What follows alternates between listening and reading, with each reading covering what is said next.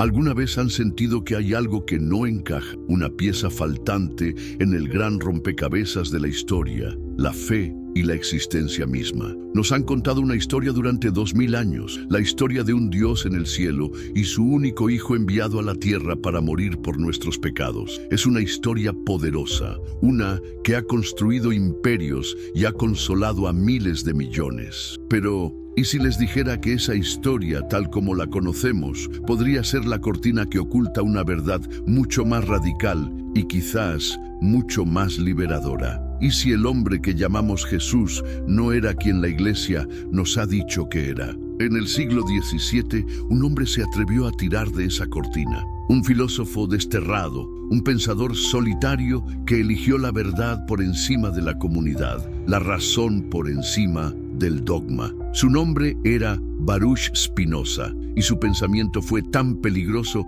que fue borrado, excomulgado y condenado por su propia gente, y sus libros prohibidos por ser considerados el trabajo del mismo diablo. ¿Por qué? Porque se atrevió a hacer las preguntas que nadie más hacía. Se atrevió a mirar más allá del Jesús de la Iglesia para buscar al hombre real. Lo que estamos a punto de explorar juntos no es un ataque a la fe de nadie, es todo lo contrario. Es una invitación a un viaje intelectual, un thriller filosófico que nos llevará al corazón de la Ámsterdam del siglo de oro, a las sinagogas llenas de secretos y a la mente de uno de los pensadores más valientes y calumniados de la historia. Juntos vamos a desarmar la figura que nos han presentado para ver qué hay detrás. Antes de que nos sumerjamos en este abismo, me gustaría saber desde dónde nos acompañan. Dejen en los comentarios su país y la hora que es para ustedes en este momento. Es fascinante ver cómo estas ideas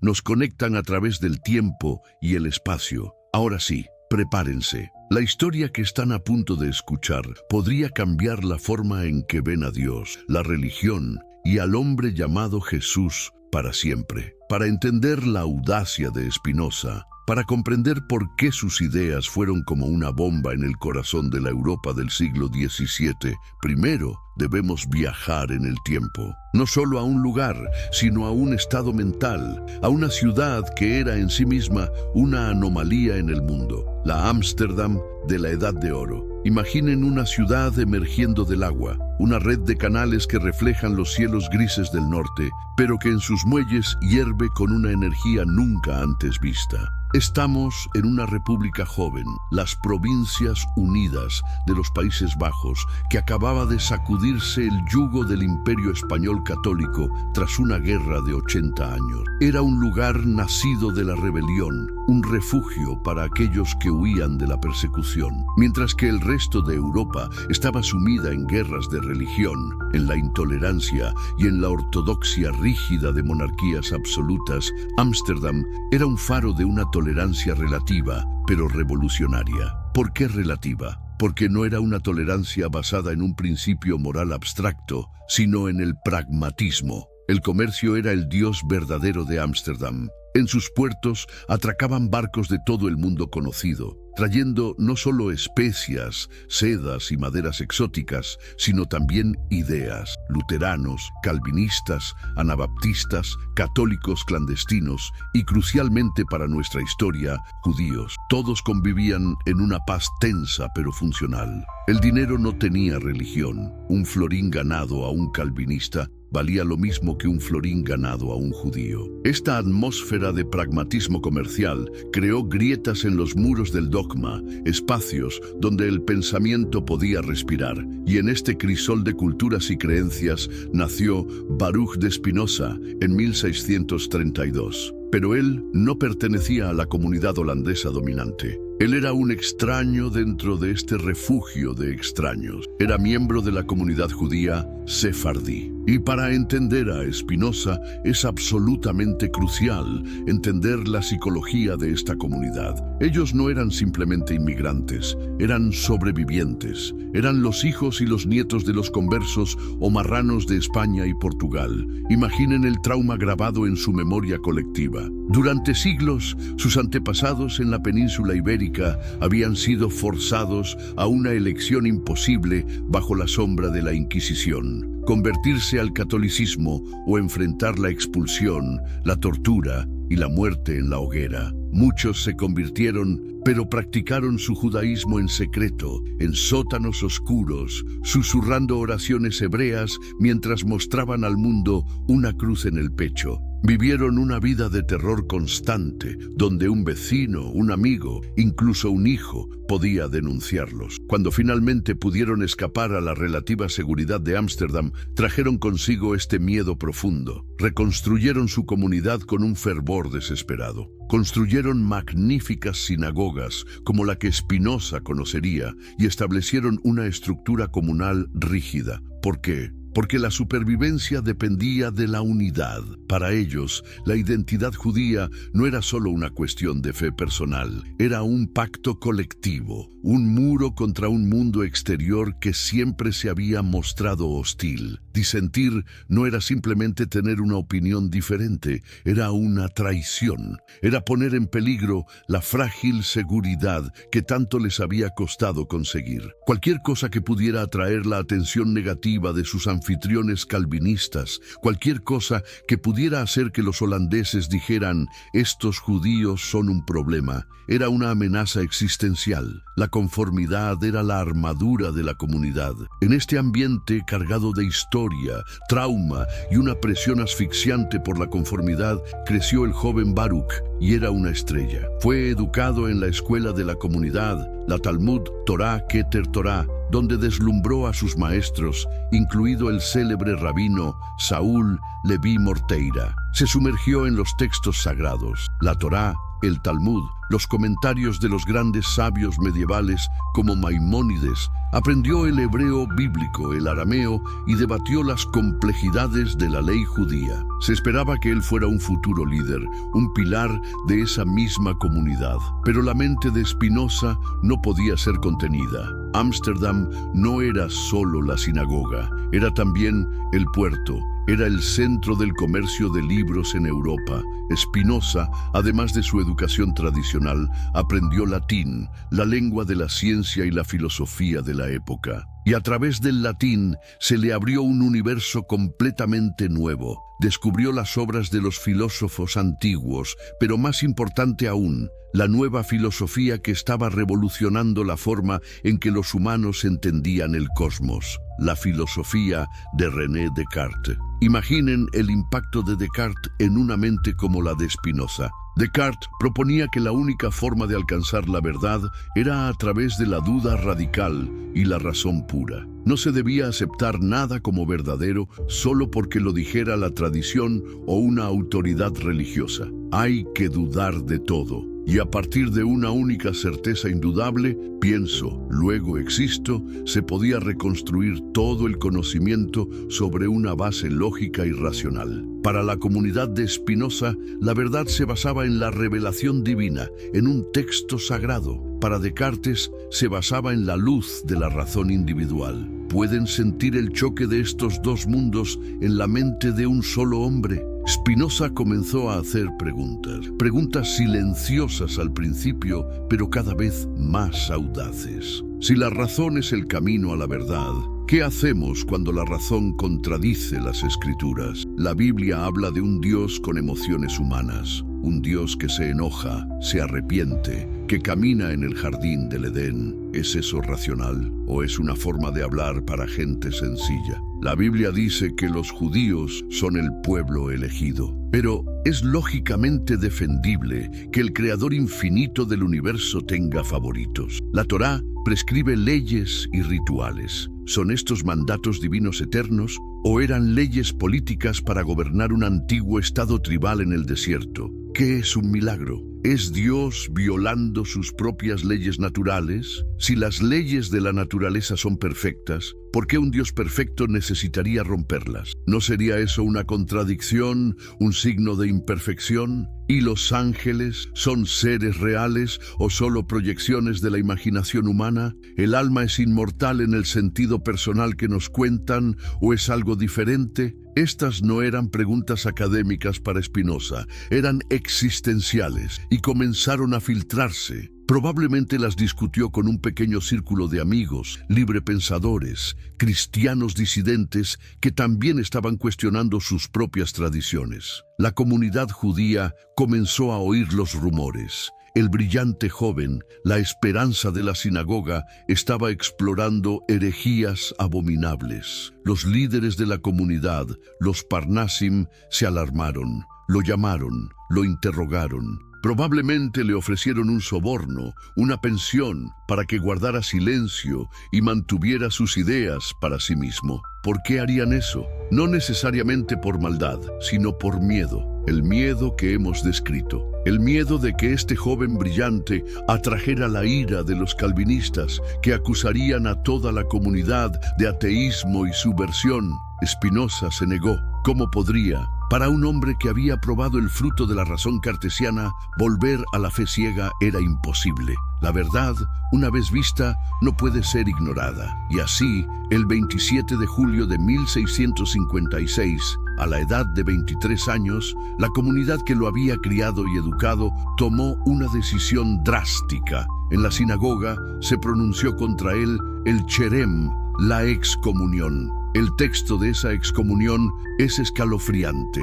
No fue una simple expulsión, fue una aniquilación social y espiritual. Maldito sea de día y maldito sea de noche. Maldito sea cuando se acueste y maldito sea cuando se levante. Maldito sea en su entrar y maldito sea en su salir. Ordenamos que nadie se comunique con él oralmente o por escrito, que nadie le preste ningún favor, que nadie permanezca con él bajo el mismo techo o a menos de 4 codos de distancia, que nadie lea ningún tratado compuesto o escrito por él. Lo aislaron por completo. Su familia, sus amigos, sus maestros, todos debían tratarlo como si estuviera muerto. ¿Pueden imaginar la soledad, el dolor de ese rechazo absoluto? Fue expulsado no solo de la sinagoga, sino de su pueblo. Se convirtió en un hombre sin tribu. Pero en ese acto de expulsión, sin quererlo, sus excomulgadores le dieron el regalo más grande que podría haber recibido: la libertad. Libre de las presiones de la conformidad, libre de las expectativas de su comunidad, Spinoza era ahora libre para pensar. Se cambió el nombre de Baruch, hebreo para bendito, a Benedictus, su equivalente en latín. Se ganó la vida con un oficio humilde pero simbólico: pulir lentes. Mientras sus manos pulían el vidrio para hacer que otros vieran el mundo físico con más claridad, su mente pulía las ideas para hacer que la humanidad viera la realidad con una claridad sin precedentes. Y en esa soledad forzada, comenzó a escribir las obras que sacudirían los cimientos de la filosofía y la religión occidentales. Su primer gran ataque, la obra que lo haría infame en toda Europa, fue el Tratado Teológico Político, publicado anónimamente en 1670. Y aquí es donde Spinoza desenfunda su espada filosófica. Comienza preguntándose algo fundamental: ¿por qué las personas que son seres racionales se aferran tan desesperadamente a la superstición? ¿Por qué entregan su poder a instituciones religiosas que a menudo las oprimen? Su respuesta es brutalmente psicológica. La superstición, dice, nace del miedo. Cuando los humanos se enfrentan a la incertidumbre de la vida, a la enfermedad, a la guerra, a la pobreza, y no entienden sus causas, su mente oscila salvajemente entre la esperanza y el miedo. En ese estado de angustia, están dispuestos a creer cualquier cosa que les prometa una salida, cualquier ritual, cualquier dogma, cualquier historia de un poder superior que puede ser aplacado. Y aquí es donde entran en juego los líderes políticos y religiosos. Spinoza argumenta de una manera asombrosamente moderna que estos líderes han entendido y explotado este mecanismo psicológico durante siglos. Han construido sistemas elaborados de rituales, ceremonias y dogmas no para liberar a los hombres, sino para mantenerlos atados. El objetivo de la religión organizada, según Spinoza, no es la verdad, sino la obediencia. Se enseña a la gente a temer a un Dios que castiga y a esperar las recompensas de un Dios que premia. Y de esta manera se vuelven dóciles y manejables. El poder de la Iglesia y el poder del Estado se refuerzan mutuamente, usando la superstición como el cemento que mantiene a la sociedad bajo control. ¿Les suena familiar? ¿No vemos ecos de esto en el mundo moderno, en la forma en que el miedo es utilizado en la política y en los medios para manipular a las masas? Después de diagnosticar el problema, Spinoza va a la fuente misma de la autoridad religiosa en Occidente, la Biblia, y lo que hace es revolucionario. Fue uno de los primeros en aplicar un análisis puramente racional y secular a los textos sagrados. Propone leer la Biblia no como la palabra literal e infalible de Dios, sino como lo que es: una colección de libros históricos escritos por seres humanos falibles en diferentes épocas y con diferentes agendas. Spinoza, con su profundo conocimiento del hebreo, analiza el texto como un detective, señala las inconsistencias, las contradicciones. ¿Cómo pudo Moisés escribir el relato de su propia muerte en el Deuteronomio? Muestra cómo diferentes libros tienen estilos de escritura claramente diferentes, sugiriendo múltiples autores. Argumenta que muchas de las leyes del Antiguo Testamento no eran mandatos morales eternos, sino el código legal de un antiguo estado teocrático. Eran relevantes para esa época y ese lugar, pero no necesariamente para un holandés del siglo XVII. Y entonces llega a la cuestión de los milagros, el pilar de la fe popular, la historia de la zarza ardiente, las plagas de Egipto, Jesús caminando sobre el agua. Para el creyente, estos son la prueba del poder de Dios. Para Spinoza, son un problema filosófico fundamental. Su lógica es impecable y devastadora. ¿Qué son las leyes de la naturaleza? Para Spinoza, no son algo separado de Dios. Las leyes de la naturaleza, la gravedad, la física, la biología, son la voluntad misma de Dios, su decreto eterno e inmutable. La naturaleza no obedece a Dios. La naturaleza es la forma en que Dios existe y actúa. Por lo tanto, un milagro, entendido como una violación de las leyes de la naturaleza, significaría que Dios está violando su propia naturaleza. Sería como si Dios se contradijera a sí mismo. ¿Podría un ser perfecto y eterno ser tan caprichoso? ¿Podría Dios decir, la gravedad funciona siempre, excepto este martes a las 3 de la tarde? Para Spinoza, eso es un absurdo. Haría de Dios un tirano errático en lugar de la base racional del universo. Entonces, ¿cómo explica Spinoza los relatos de milagros en la Biblia? De varias maneras. Primero, muchos podrían ser eventos naturales que la gente de la época, con su conocimiento limitado, simplemente no entendía. Un eclipse podría parecer un presagio aterrador, una plaga de langostas un castigo divino. Segundo, y más importante, muchas de estas historias deben ser leídas simbólicamente, no literalmente. No son informes de física, son lecciones de moral. La historia de Jonás y la ballena no trata de la biología marina, trata sobre la obediencia y la misión profética. Al despojar a la Biblia de su autoridad literal y sobrenatural, Spinoza no la descarta por completo. Al contrario, la eleva a su verdadero propósito. Él dice que el mensaje central y verdadero de la Escritura, tanto del Antiguo como del Nuevo Testamento, es increíblemente simple y no requiere de ningún milagro o dogma complejo para ser entendido.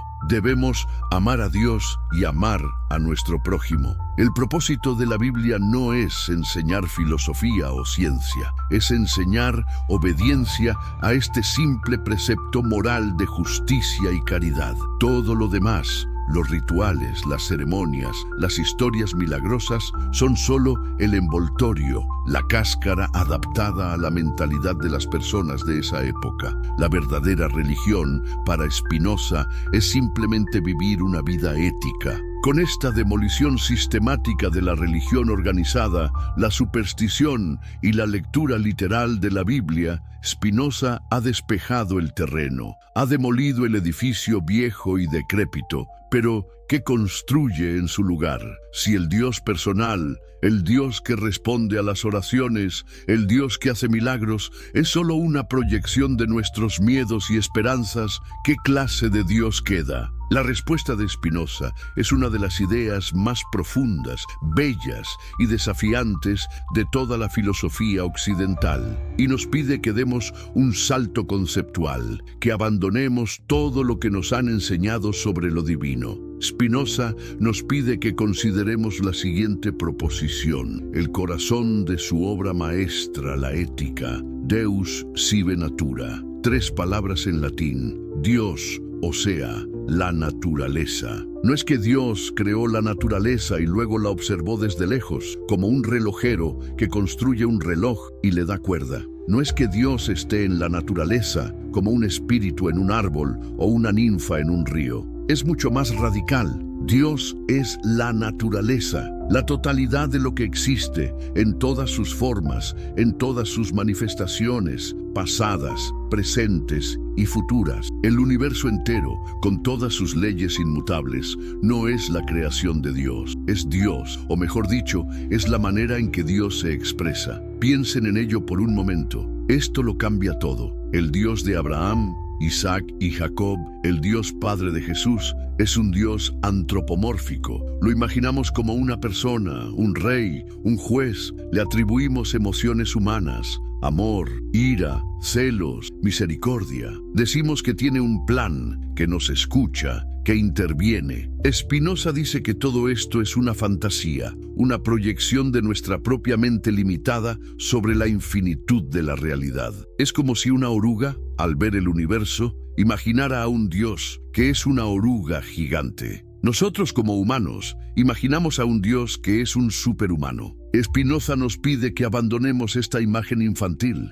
El verdadero Dios, la naturaleza, no es una persona, no tiene voluntad, no tiene metas, no tiene emociones. Es una sustancia infinita, eterna y absolutamente racional. La naturaleza no actúa con un propósito. Un volcán no entra en erupción para castigar a un pueblo pecador. Entra en erupción porque la presión del magma ha alcanzado un punto crítico de acuerdo con las leyes de la geofísica. La lluvia no cae para ser buena con los cultivos. Cae porque se han cumplido las condiciones de temperatura y presión en la atmósfera. Quitarle el propósito a la naturaleza puede sonar aterrador y frío al principio. ¿Significa que la vida no tiene sentido? Para Spinoza es exactamente lo contrario. El sentido no viene de un plan externo impuesto sobre nosotros. El sentido emerge de la comprensión de nuestro lugar dentro de este sistema magnífico y perfectamente ordenado. Para explicar esto,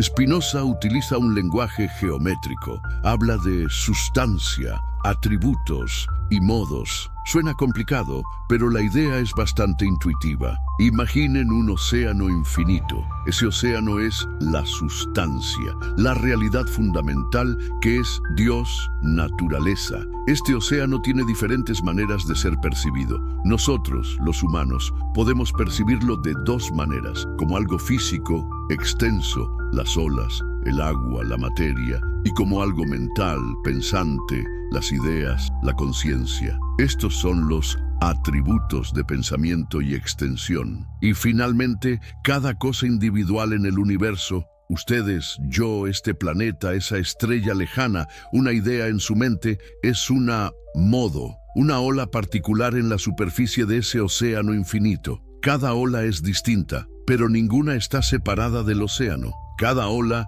es una expresión temporal y finita de la totalidad del océano. ¿Ven lo que esto implica? Ustedes y yo no estamos separados de Dios. Somos una parte de Dios. Somos una modificación, una expresión de la sustancia divina. No en un sentido panteísta vago de todo es Dios y todo es bonito. No, somos una parte de la estructura lógica y necesaria del universo. Todo lo que hacemos, todo lo que pensamos, es parte de la cadena infinita de causas y efectos que constituye la naturaleza. Y esto nos lleva a una de las conclusiones más controvertidas de Spinoza: la negación del libre albedrío. Si todo lo que existe es parte de esta cadena necesaria de causas y efectos, entonces la idea de que la voluntad humana es una especie de imperio dentro de un imperio capaz de tomar decisiones espontáneas y sin causa es una ilusión. Es una ilusión que nace de la ignorancia. Creemos que somos libres porque somos conscientes de nuestras acciones, pero somos ignorantes de las causas que nos determinan a actuar. Un hombre que arroja una piedra, dice Spinoza, si la piedra pudiera pensar, creería que está volando por su propia voluntad. No sería consciente de la mano que la arrojó. De la misma manera, cuando elegimos una cosa sobre otra, creemos que lo hacemos libremente, pero no somos conscientes de la complejísima red de nuestra biología, nuestra educación, nuestras experiencias pasadas, nuestro estado químico cerebral que ha determinado esa elección. ¿Es esto deprimente? Significa que somos meros títeres. Aquí es donde Spinoza da un giro genial. Si están en su celular y este pensamiento les acaba de volar la cabeza, denle al botón de me gusta o al corazón o como sea que su plataforma lo llame. Ayuda muchísimo a que estas ideas lleguen a más personas que, como ustedes, buscan respuestas. Para Spinoza, la verdadera libertad no es la capacidad de hacer lo que queramos sin causa alguna. Eso es imposible. La verdadera libertad es la capacidad de entender por qué hacemos lo que hacemos. La servidumbre es ser un esclavo de nuestras pasiones, ser arrastrados por fuerzas externas que no comprendemos. La libertad es actuar desde la razón, desde la comprensión de nuestra propia naturaleza y de las leyes de la naturaleza. Cuanto más entendemos, más libres somos. Un drogadicto que actúa por su compulsión no es libre. Un científico que entiende las leyes de la aerodinámica y construye un avión para volar es, en un sentido muy real, más libre que alguien que simplemente agita los brazos deseando volar. La libertad es el conocimiento. ¿Y qué pasa con la espiritualidad en este sistema? ¿Qué sentido tiene rezar? Claramente pedirle a Dios, naturaleza, que cambie el resultado de un examen o que cure a un ser querido es, para Spinoza, tan absurdo como pedirle a un triángulo que sus ángulos no sumen 180 grados. Es pedirle a la realidad que deje de ser la realidad. La oración como petición es inútil. Y la providencia divina, la idea de que Dios cuida de nosotros individualmente, también es una ilusión consoladora. El universo no tiene favoritos. Las leyes de la física se aplican por igual a los justos y a los injustos. Entonces, ¿dónde está la conexión con lo divino? ¿Dónde está la salvación? Spinoza la encuentra en algo que llama el amor intellectualis Dei. El amor intelectual de Dios no es un amor emocional, no es arrodillarse y llorar, es un estado de la mente. Es la alegría y la serenidad profunda que surgen de entender la belleza, la lógica y la necesidad del sistema de la naturaleza. Es ver tu propia vida, con todas sus alegrías y tristezas, no como un drama personal aislado, sino como una parte necesaria y elegante de un todo infinito. Es aceptar la realidad tal como es, sin miedo ni vana esperanza. Es encontrar una paz inquebrantable, no en la fe ciega, sino en la comprensión lúcida. Esa es la salvación de Spinoza, una liberación que se alcanza aquí y ahora a través del poder de nuestra propia mente. Ahora que hemos construido el fundamento del universo de Spinoza, un universo que es Dios, regido por leyes racionales e inmutables, despojado de milagros, dogmas y dioses personales, podemos finalmente volver a la pregunta que nos trajo aquí. Con esta nueva lente, con esta nueva visión del mundo, ¿qué le sucede a la figura central del cristianismo? ¿Qué pasa con el Jesús de la Iglesia? Aquí es donde la filosofía de Spinoza se vuelve más radical y para muchos más peligrosa. Porque una vez que uno acepta la premisa de Deus sive natura, los dogmas centrales del cristianismo tradicional no solo se vuelven cuestionables, se vuelven lógicamente imposibles. Se desmoronan como un castillo de arena ante la marea de la razón. Spinoza, el pulidor de lentes, ahora enfoca su instrumento en la figura de Cristo, y la imagen que revela es completamente diferente a la que cuelga en las paredes de las iglesias. Empecemos con el dogma más fundamental de todos: la encarnación. La creencia de que Jesús de Nazaret era literalmente Dios hecho hombre. El credo de Nicea lo dice claramente: Dios de Dios, luz de luz, Dios verdadero de Dios verdadero, engendrado, no creado, de la misma naturaleza que el Padre. Para miles de millones de cristianos, esta es la piedra angular de su fe. Pero para Spinoza, esta idea es un absurdo filosófico. ¿Por qué? Recordemos. Para Spinoza, Dios es la sustancia infinita, la totalidad absoluta de la realidad. Dios tiene infinitos atributos, de los cuales solo conocemos dos: pensamiento y extensión. Dios es eterno, indivisible y la causa de todo. Ahora, consideren a un hombre, Jesús. Un hombre es un modo, una expresión finita y temporal de la sustancia divina, como una ola en el océano. Es un ser limitado en el tiempo y en el espacio. Nació en un momento determinado y murió en otro. Tenía un cuerpo físico, limitado. ¿Cómo puede lo infinito volverse finito? ¿Cómo puede la totalidad de la existencia confinarse en un solo cuerpo humano? Sería como decir que todo el océano se ha convertido en una sola ola, o que la totalidad del concepto de círculo se ha convertido en un único círculo dibujado en un papel. Es una contradicción en los términos. Spinoza argumentaría que decir que Dios se hizo hombre es un error categorial. Es mezclar dos niveles de realidad completamente diferentes. Es el equivalente filosófico de decir el martes pesa 3 kilos. Simplemente no tiene sentido. La idea de que Dios pudiera tener un hijo único también se derrumba. Si todos somos modos de Dios, expresiones de la sustancia divina, entonces, en un sentido profundo, todo es hijo de Dios. La idea de que una sola expresión, un solo modo, sea especial y único en su esencia es nuevamente atribuirle a Dios naturaleza, favoritismos y particularidades que su naturaleza infinita y universal no puede tener. Para Spinoza, la doctrina de la encarnación no es un misterio divino que debamos aceptar con fe. Es un error lógico que surge de no entender la verdadera naturaleza de Dios. A continuación, la resurrección. La creencia de que 3 días después de su crucifixión, Jesús se levantó físicamente de entre los muertos. Este es el milagro supremo, la prueba de su divinidad y la promesa de la vida eterna para sus seguidores. Pero ya hemos visto lo que Spinoza piensa de los milagros. Son violaciones imposibles de las leyes eternas e inmutables de la naturaleza, o sea, de Dios. La muerte y la descomposición son procesos biológicos tan parte de las leyes de la naturaleza como la vida y el crecimiento. Que un cuerpo muerto y enterrado se reanime y camine es una ruptura tan fundamental de esas leyes como que la gravedad se tome un día libre. Spinoza no negaría necesariamente que los apóstoles tuvieron una experiencia profunda después de la muerte de Jesús, pero la interpretaría de una manera radicalmente diferente. No fue una resurrección física corporal, eso sería un evento en el mundo de la extensión y violaría sus leyes. Más bien, pudo haber sido una experiencia espiritual o psicológica. Quizás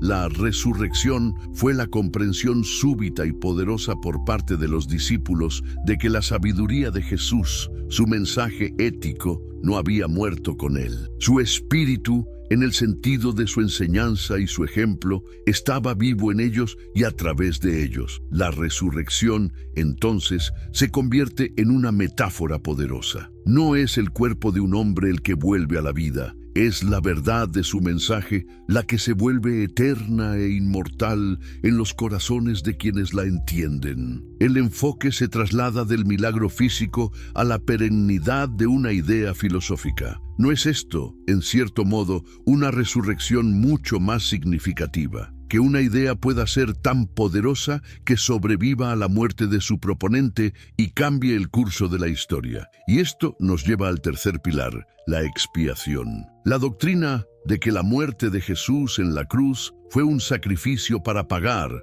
por los pecados de la humanidad. Esta idea se basa en un modelo legal y comercial de la relación entre Dios y el hombre. La humanidad ha pecado, ha contraído una deuda con Dios. Esta deuda es tan grande que no podemos pagarla nosotros mismos. Así que Dios, en su misericordia, envía a su propio Hijo para pagar el precio en nuestro lugar, a través de su sufrimiento y muerte. La justicia divina queda satisfecha y podemos ser perdonados. Este modelo es completamente ajeno al universo ético de Spinoza. En su sistema no existe la idea de pecado como una ofensa contra un rey divino. No hay una deuda que pagar. Lo que las religiones llaman pecado, Spinoza lo llama ignorancia o servidumbre a las pasiones. Cuando actuamos con odio, envidia o miedo, no estamos ofendiendo a Dios. Estamos actuando en contra de nuestra propia naturaleza racional y el resultado inevitable de esa acción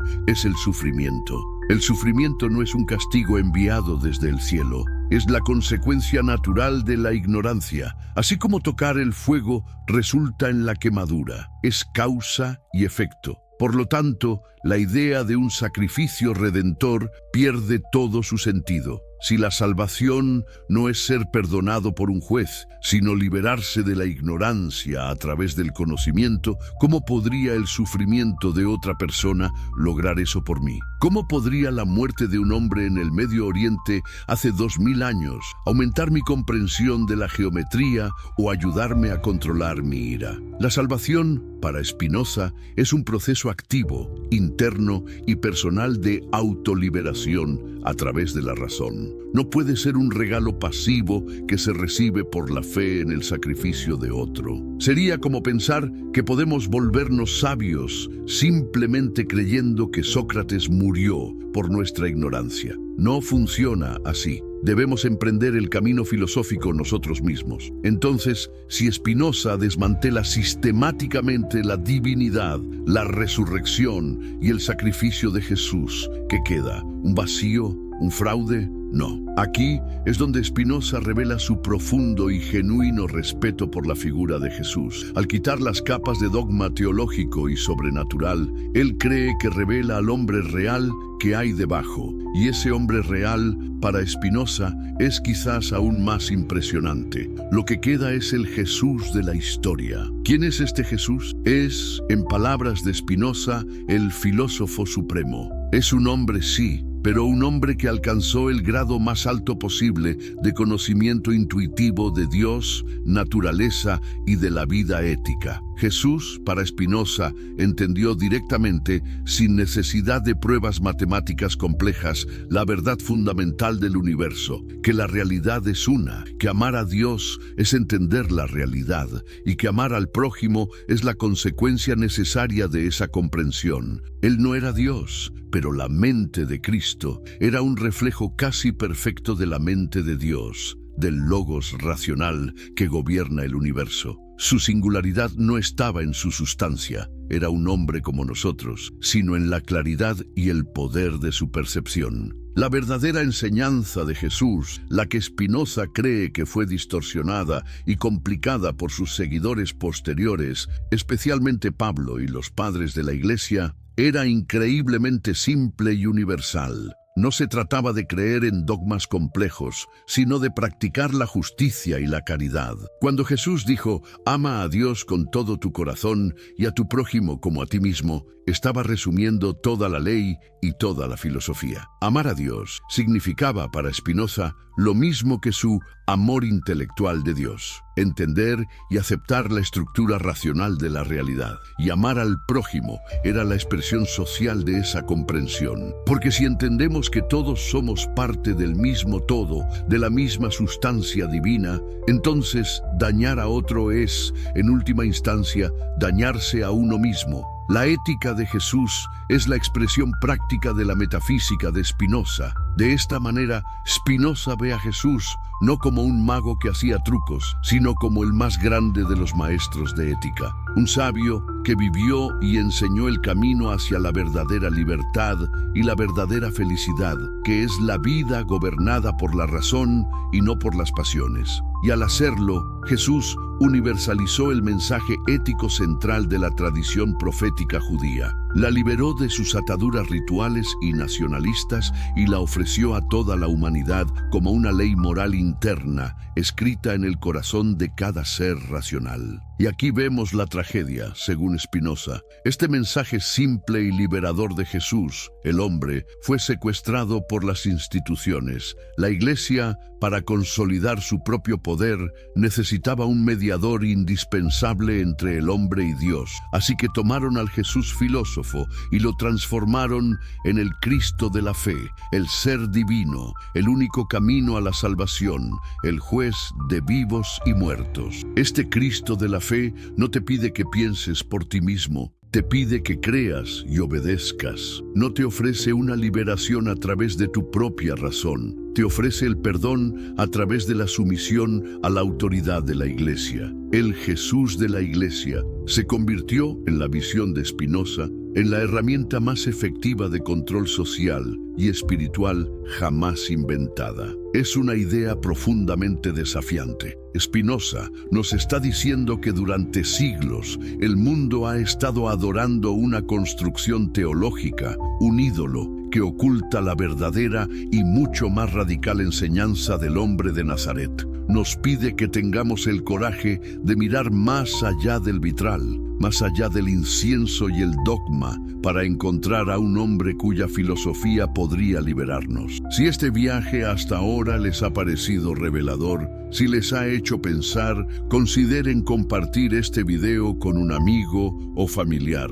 Quizás alguien que ustedes conocen también esté buscando estas respuestas, buscando entender la verdadera realidad que se esconde detrás de las historias que siempre nos han contado. La búsqueda de la verdad es un camino que es mejor recorrer acompañado. El análisis de Spinoza nos obliga a preguntarnos, ¿a quién hemos estado siguiendo realmente? ¿Al Cristo de la institución que exige fe y obediencia? ¿O al Jesús de la historia, el filósofo que nos invitó a liberarnos a través de nuestra propia razón? La respuesta a esa pregunta puede definir no solo nuestra fe, sino nuestra propia libertad. ¿Están listos para una historia que ha sido deliberadamente enterrada? No una historia de tesoros perdidos o civilizaciones olvidadas, sino la historia de una idea tan peligrosa, tan sísmica, que generaciones enteras de poderosos, tanto reyes como sacerdotes, han conspirado para mantenerla en la oscuridad, para etiquetarla como veneno y para castigar a cualquiera que se atreviera a susurrarla. Es la historia de cómo la figura más venerada del mundo occidental fue radicalmente reimaginada, no para destruirla, sino para liberarla. Y es la historia del hombre que se atrevió a hacerlo. Hoy no vamos a caminar por los pasillos seguros de la historia que ya conocen. Vamos a tomar un desvío, a seguir las huellas de un paria, de un excomulgado, para descubrir por qué su visión del mundo fue considerada el trabajo del infierno mismo. Vamos a preguntar, ¿qué sucede cuando aplicamos la razón más fría y afilada a las creencias más cálidas y sagradas? ¿Qué encontramos cuando despojamos al héroe de su capa sobrenatural? ¿Encontramos a un hombre disminuido o encontramos algo mucho más grande, mucho más relevante para nuestras propias vidas? Este viaje que emprendemos juntos es exigente. Nos pedirá que cuestionemos, que pensemos y que tengamos el coraje de mirar la realidad directamente a los ojos. Antes de sumergirnos en estas aguas profundas, quiero saber quiénes me acompañan en esta expedición. Escriban en los comentarios desde qué país y a qué hora están viendo esto. Es una manera poderosa de recordarnos que la búsqueda de la verdad no conoce fronteras. Y si al final de este viaje sienten que han visto algo nuevo, algo importante, les pido que lo compartan con un amigo que ustedes sepan que no se conforma con respuestas fáciles, para que él o ella también pueda asomarse a esta realidad oculta. Ahora respiren hondo, dejemos atrás la orilla de lo conocido. Para entender la audaz reinterpretación que hizo Spinoza de Jesús, primero debemos hacer algo que la teología a menudo evita. Debemos situar a Jesús de Nazaret firmemente en su mundo. no en un vitral, no en una nube etérea, sino en el polvo, el sudor y la sangre de la Judea del siglo I. Imaginen esa tierra. No es la tierra santa de los peregrinos, sino una provincia turbulenta en el borde oriental del Imperio Romano. Es una olla a presión. Roma es el poder ocupante, una fuerza militar y política brutalmente eficiente. Sus legiones patrullan las carreteras. Sus recaudadores de impuestos, a menudo judíos locales colaboracionistas, exprimen a los campesinos. El gobernador romano, Poncio Pilato, no es un filósofo indeciso, es un administrador imperial conocido por su crueldad y su desdén por las sensibilidades locales. El aire está cargado de resentimiento, de humillación nacional y de una febril esperanza apocalíptica. En este caldero de tensiones, la vida judía no era monolítica. Estaba fracturada en una multitud de sectas y facciones, cada una con su propia respuesta a la crisis existencial de ser el pueblo de Dios bajo el talón de un imperio pagano. Para entender a Jesús, y cómo Spinoza lo leería, es absolutamente crucial entender a estos grupos, porque Jesús estaba en constante diálogo y conflicto con ellos. Primero, estaban los saduceos. Pensemos en ellos como la aristocracia sacerdotal, la élite del 1%. Eran las familias ricas y poderosas que controlaban el templo de Jerusalén. El templo no era solo un lugar de culto, era el centro económico y político de la nación. Era un banco, un matadero y un centro de poder. Los saduceos basaban su autoridad únicamente en la Torá escrita, los primeros 5 libros de la Biblia. Rechazaban la tradición oral y con ella ideas populares como la resurrección de los muertos, los ángeles o el juicio final. ¿Por qué? Porque estas ideas eran desestabilizadoras. Hablaban de un vuelco cósmico, de un futuro donde los últimos serían los primeros. Los saduceos eran los guardianes del status quo. Su estrategia de supervivencia era la colaboración pragmática con Roma. Mientras Roma les permitiera mantener su poder y su riqueza a través del templo, ellos se encargarían de mantener a la población tranquila. Cuando Jesús entra en el templo y vuelca las mesas de los cambistas, no está cometiendo un simple acto de piedad ofendida, está cometiendo un acto de sedición política y económica. Está atacando el corazón mismo del poder de los saduceos y, por extensión, desafiando el orden impuesto por Roma. Para ellos, Jesús no era un hereje, era un insurgente. En el otro extremo del espectro popular estaban los fariseos. La historia, escrita por sus rivales, los ha convertido en caricaturas de hipócritas legalistas. Pero la realidad era mucho más compleja. Eran en su mayoría laicos, maestros y escribas que gozaban de un enorme respeto entre la gente común. Su proyecto era la democratización de la santidad. Creían que la santidad no era solo para los sacerdotes en el templo, sino que cada hogar judío podía ser un templo, cada mesa un altar y cada hombre un sacerdote. ¿Cómo? A través de la estricta observancia de la ley, no solo la Torá escrita, sino también la ley oral. Una vasta tradición de interpretaciones y regulaciones que aplicaban los mandamientos bíblicos a cada detalle de la vida cotidiana. Las leyes de pureza ritual, las reglas del sábado, las normas dietéticas. Para los fariseos, esta red de leyes era una valla protectora alrededor de la identidad judía, una forma de mantenerse santos y separados en medio de un mundo pagano. Su intención era noble, pero en la práctica podía conducir a un legalismo que, a los ojos de alguien como Jesús, a menudo perdía de vista el espíritu de la ley. Cuando Jesús sanaba en sábado o comía con pecadores, no estaba simplemente rompiendo reglas, estaba desafiando la definición misma de santidad de los fariseos. Estaba diciendo que la compasión humana está por encima de la pureza ritual, que el espíritu de la ley, la justicia, la misericordia es más importante que su letra. Luego estaban los esenios. Este era un grupo ascético y apocalíptico. Decepcionados por lo que veían como la corrupción del templo y la sociedad, muchos de ellos se retiraron al desierto, a comunidades como Qumran, donde se encontraron los rollos del Mar Muerto. Vivían una vida comunal estricta, se veían a sí mismos como los verdaderos hijos de la luz, en una batalla cósmica contra los hijos de las tinieblas. Esperaban una inminente intervención divina, una guerra final en la que Dios y sus ángeles destruirían a los malvados, incluidos los romanos y los sacerdotes corruptos, y vindicarían a los justos, es decir, a ellos mismos. La estrategia de los esenios era la retirada, la pureza a través de la separación del mundo. Jesús comparte su urgencia apocalíptica y su crítica a las élites, pero su estrategia es la opuesta.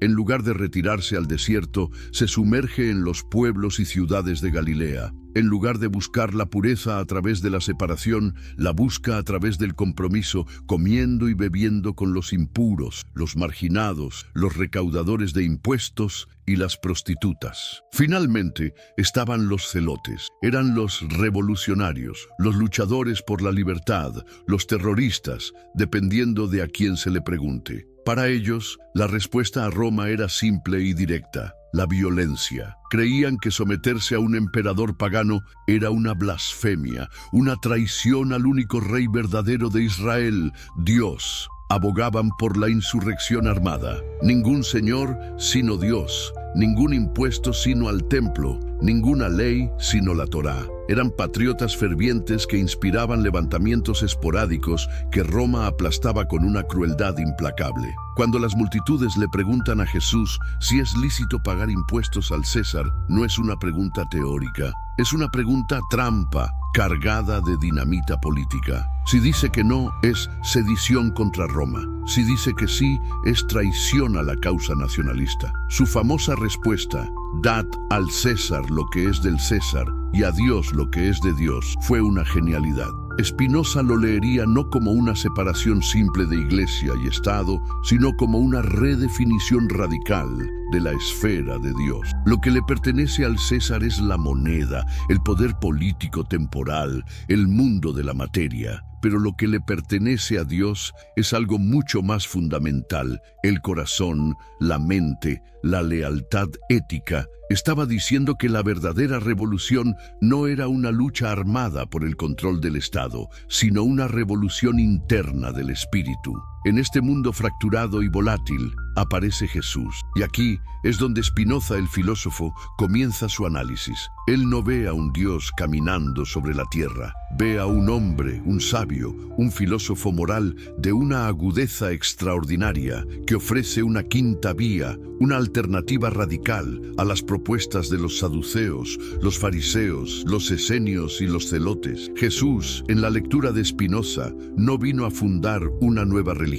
Vino a revelar la esencia de toda verdadera religión, que es la filosofía misma. Vino a revelar una ley universal que trasciende las particularidades del judaísmo de su tiempo. Tomemos el Sermón de la Montaña. Para un creyente tradicional es la ley del nuevo reino de Dios. Para Spinoza es un manifiesto de ética racional. Cuando Jesús dice: habéis oído que se dijo, ojo por ojo y diente por diente, pero yo os digo, no resistáis al que es malo. No está simplemente aboliendo una vieja ley. Spinoza vería aquí una profunda intuición psicológica. La ley del talión, el ojo por ojo, aunque parece justa, perpetúa un ciclo de odio y violencia. El odio, como Spinoza analizará en su Ética, es una tristeza acompañada por la idea de una causa externa. Intentar combatir el odio con más odio solo aumenta la tristeza y la impotencia de todos. La propuesta de Jesús de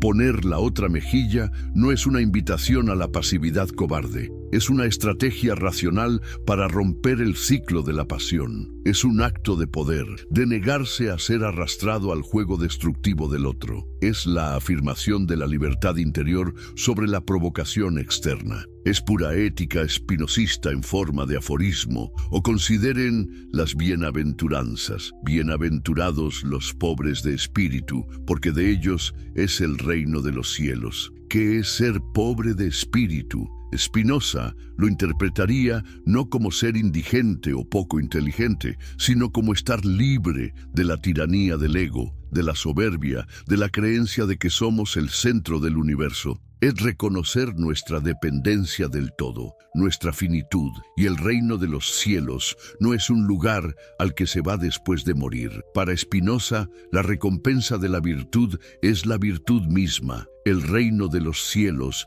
es un estado mental, una paz y una fortaleza interior que se encuentra aquí y ahora, un estado que Jesús llamaba el reino y que Spinoza llamará beatitud. Es la felicidad que proviene de vivir de acuerdo con la razón y liberado de las pasiones destructivas. La herramienta filosófica más poderosa de Jesús, según esta lectura, son las parábolas. Pensemos en la parábola del buen samaritano. Un hombre es asaltado y dejado medio muerto. Pasan un sacerdote y un levita, figuras de la élite religiosa. Ambos lo evitan. ¿Por qué?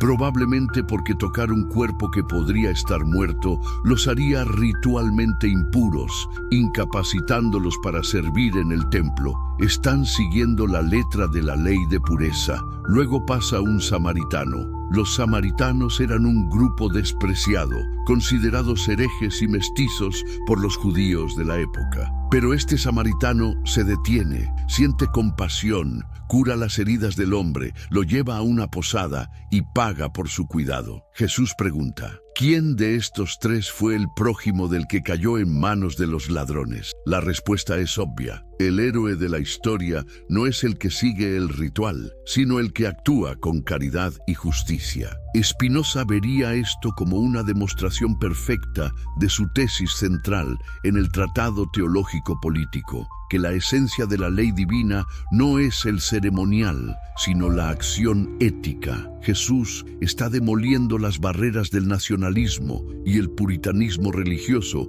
para revelar una ley moral universal, accesible a cualquier ser humano racional, incluso a un hereje samaritano. O la parábola del hijo pródigo. Un hijo pide su herencia, la malgasta en una vida disoluta y vuelve a casa derrotado, esperando ser tratado como un sirviente. Pero el padre, al verlo, corre hacia él, lo abraza y organiza una fiesta. El hijo mayor, que siempre ha sido obediente y trabajador, se enoja. ¿Dónde está la justicia? Esta parábola es un ataque frontal a la teología contractual, a la idea de que la relación con Dios se basa en méritos y recompensas. El padre de la parábola no actúa según la lógica de la justicia retributiva, actúa desde un amor incondicional. Spinoza interpretaría a este padre como una metáfora de la propia naturaleza, Dios. La naturaleza no recompensa ni castiga, simplemente es. El sol brilla sobre justos e injustos. El hijo menor sufrió las consecuencias naturales de sus acciones, la pobreza, el hambre. El padre no borra esas consecuencias, pero su amor no depende de la conducta del hijo. Es una representación de un amor que no es transaccional, un amor que es la base misma de la existencia, un amor que Spinoza intentará capturar en su concepto más elevado. De este modo, Jesús, el filósofo, se convierte en la figura que libera a la humanidad de la religión tribal. Él toma el núcleo ético del judaísmo profético, el llamado a la justicia de Amós, la misericordia de Oseas, la humildad de Miqueas, y lo desprende de su caparazón nacionalista y ceremonial. Lo convierte en una filosofía universal. No vino a abolir la ley, sino a cumplirla. Es decir, a llevarla a su conclusión lógica, a revelar su verdadero propósito, que es la creación de una sociedad basada en la razón, la caridad y la paz. Spinoza argumentaría que el propio Jesús nunca tuvo la intención de ser adorado como Dios. Cuando decía "yo y el Padre somos uno", no estaba haciendo una declaración de identidad ontológica, sino de voluntad y propósito. Significaba que su mente y su voluntad estaban en perfecta armonía con la mente y la voluntad de Dios, con la estructura racional de la naturaleza. Él era el ejemplo supremo de lo que un ser humano puede llegar a ser cuando vive en completa sintonía con la razón. Él es el modelo del hombre libre de Spinoza, un hombre que no es esclavo de sus pasiones, que no teme a la muerte, que actúa siempre desde la certeza de su propio entendimiento. ¿Por qué entonces el mundo terminó adorando al mensajero en lugar de seguir el mensaje? Porque el mensaje era demasiado difícil, exigía un trabajo interior, una autotransformación, una vida de razón. Era mucho más fácil, como Spinoza ya había argumentado, volver a las muletas de la superstición. Los seguidores de Jesús, especialmente después de su muerte, necesitaban una figura a la que aferrarse, una promesa de salvación externa. Y así, el filósofo radical fue transformado por sus sucesores, por Pablo, por los padres de la Iglesia, en el Cristo de la fe. El sabio que enseñaba el camino se convirtió en un Dios que es el camino, eliminando la necesidad de que nosotros caminemos. El maestro que nos invitaba a pensar se convirtió en un salvador que nos pide que creamos. La filosofía liberadora se convirtió en una teología de control. Esta es la gran tragedia,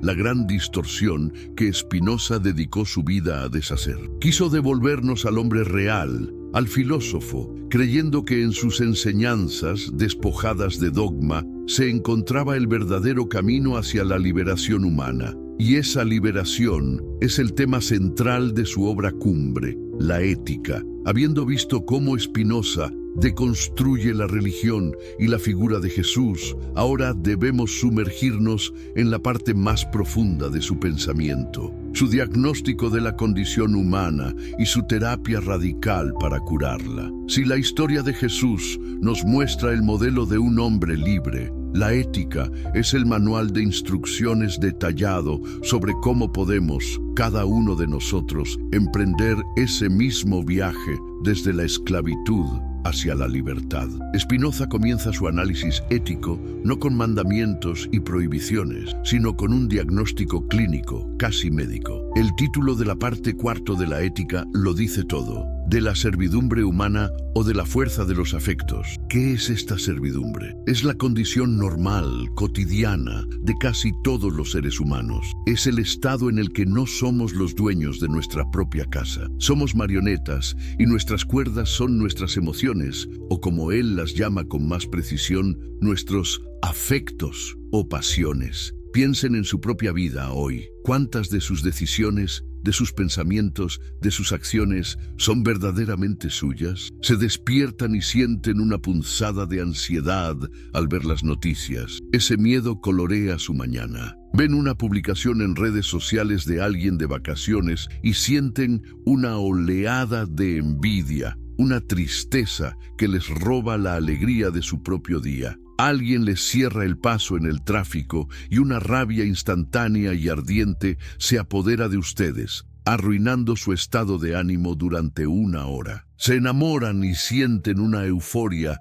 que los hace sentir que el mundo es perfecto, pero esa alegría depende completamente de la presencia y la aprobación de otra persona. Viven en la esperanza desesperada de conseguir un ascenso o en el miedo constante de perder su trabajo. Esto para Spinoza es la servidumbre. Somos pasivos. Pasión viene de la misma raíz que pasivo. Significa que algo nos está sucediendo a nosotros. Somos el efecto de causas externas que no comprendemos ni controlamos. El político que nos asusta, el publicista que nos crea un deseo, el jefe que nos humilla, el amante que nos rechaza. Todos ellos son causas externas que producen en nosotros una reacción emocional, un afecto, y mientras seamos esclavos de estas reacciones, no somos libres. Nuestra paz mental, nuestra felicidad, está constantemente a merced de las circunstancias externas. Es como un pequeño bote en un océano tempestuoso,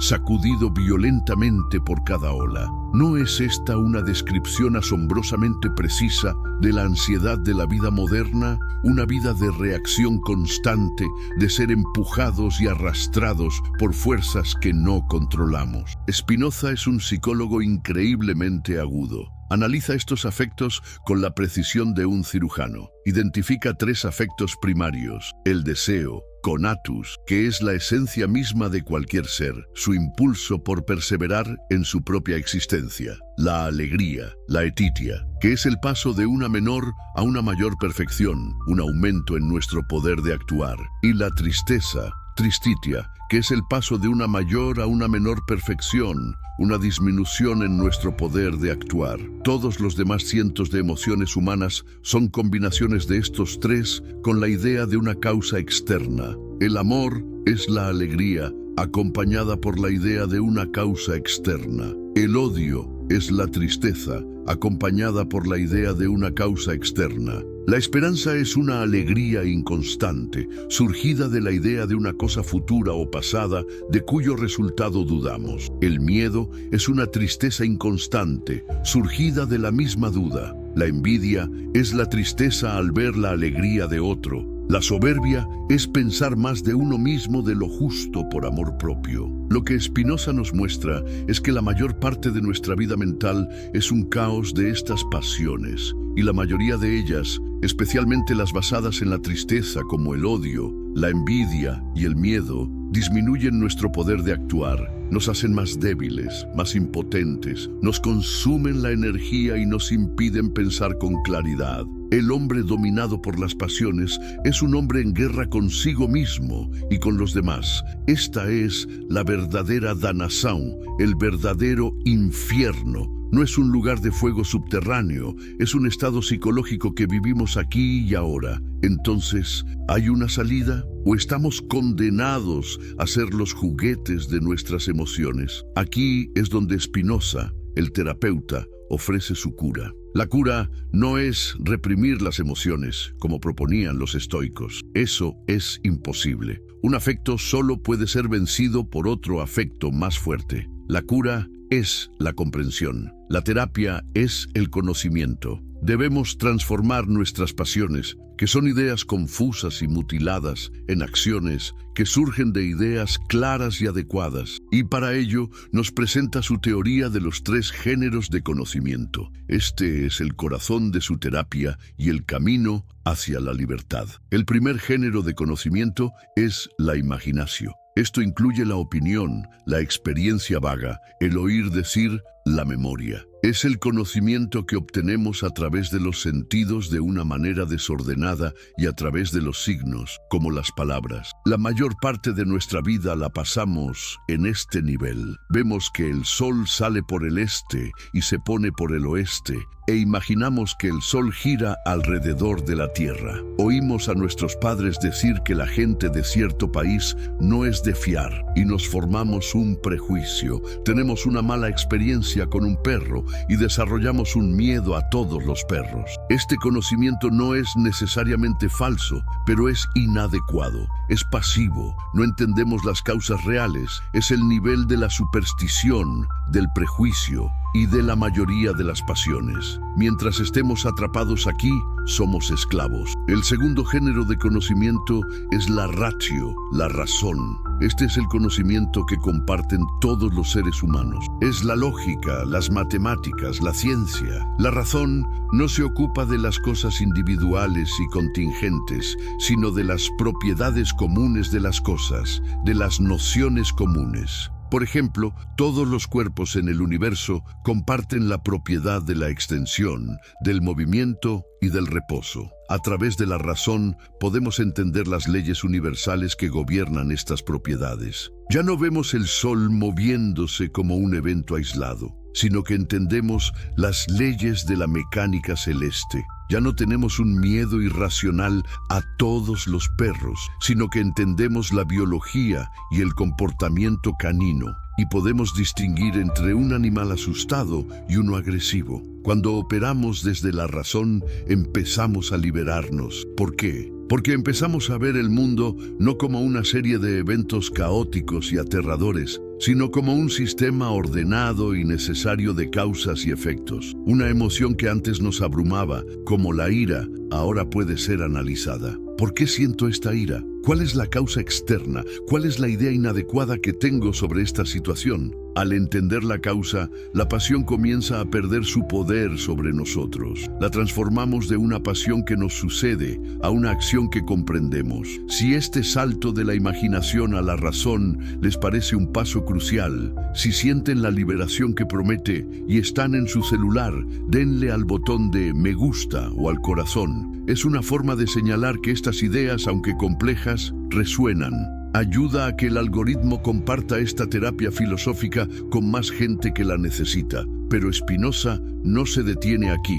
Hay un nivel más alto, el pináculo de la comprensión humana. Es el tercer género de conocimiento, la scientia intuitiva, la ciencia intuitiva. Esto es lo más difícil de explicar, pero es la clave de la felicidad perfecta. No es una intuición mística o irracional. Es un tipo de conocimiento superior que procede de una idea adecuada de la esencia de las cosas. Mientras que la razón, ratio, es discursiva, va paso a paso, la ciencia intuitiva, scientia intuitiva, capta las cosas de un solo vistazo, en su totalidad, y entiende cómo la esencia de una cosa particular se sigue necesariamente de la esencia de Dios, naturaleza. El propio Spinoza da un ejemplo matemático. Digamos que tenemos 3 números, 1, 2 y 3, y queremos encontrar un cuarto número que sea al tercero como el segundo es al primero, es decir, x3, 2, 1. Podemos usar la razón, ratio,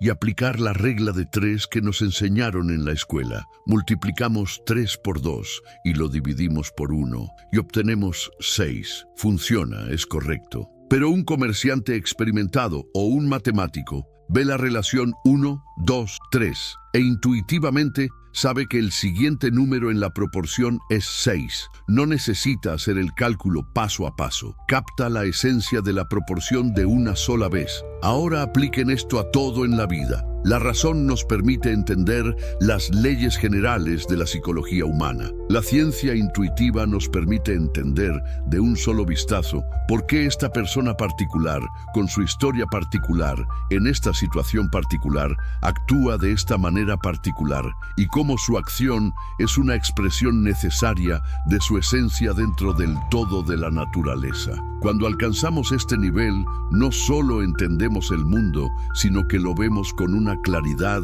y una serenidad absolutas.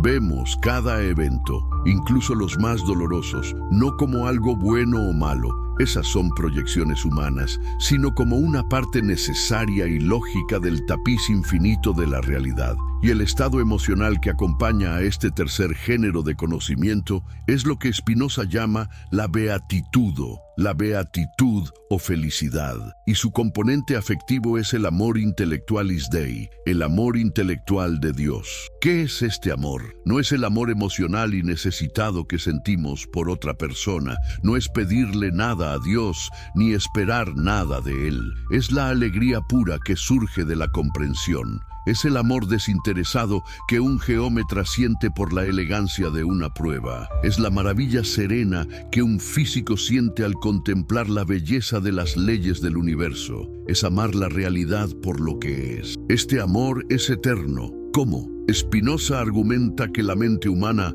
en la medida en que entiende las cosas a través del segundo y tercer género de conocimiento, participa de la eternidad de Dios. Las verdades de la lógica y las matemáticas son eternas. La comprensión de la esencia de las cosas es eterna. Así que, aunque nuestro cuerpo, que es un modo de la extensión, perece, la parte de nuestra mente que conoce estas verdades eternas es, en sí misma, eterna. No es una inmortalidad personal en el sentido de que yo, con mis memorias y mi personalidad, sobreviviré. La imaginación y la memoria mueren con el cerebro. Lo que es eterno es la comprensión misma, la parte de nosotros que se ha unido al pensamiento de Dios. La salvación de Spinoza no es una recompensa futura, es una transformación presente. Es el paso de ser un fragmento impotente y asustado de la naturaleza a ser una parte consciente y gozosa de su infinita y eterna necesidad.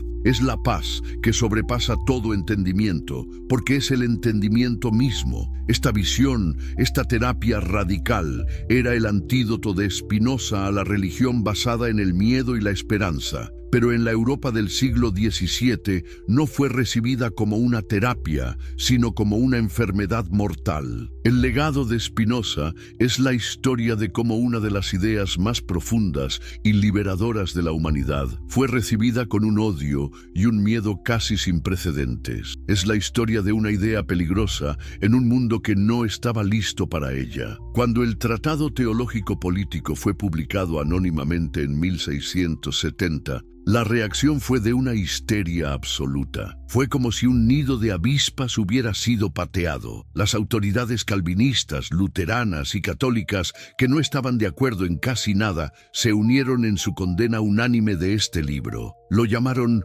un libro forjado en el infierno por el propio diablo. Fue prohibido casi de inmediato. Un teólogo holandés escribió que era el más pestilente libro que el mundo haya visto jamás. ¿Por qué esta reacción tan virulenta? No fue solo por su teología. Sí, su panteísmo fue tachado de ateísmo. Su negación de los milagros y la revelación fue vista como un ataque a la propia base de la fe cristiana y judía. Pero el libro era peligroso por algo más. Su título completo lo revela: Tratado Teológico Político. Spinoza argumentaba que la mejor forma de gobierno es la democracia y que el propósito del Estado no es oprimir a la gente, sino garantizar su seguridad para que puedan desarrollar su razón. Y la piedra angular de un Estado así, argumentaba, debe ser la libertad de pensamiento y de expresión. El fin del Estado, escribió, no es convertir a los hombres de seres racionales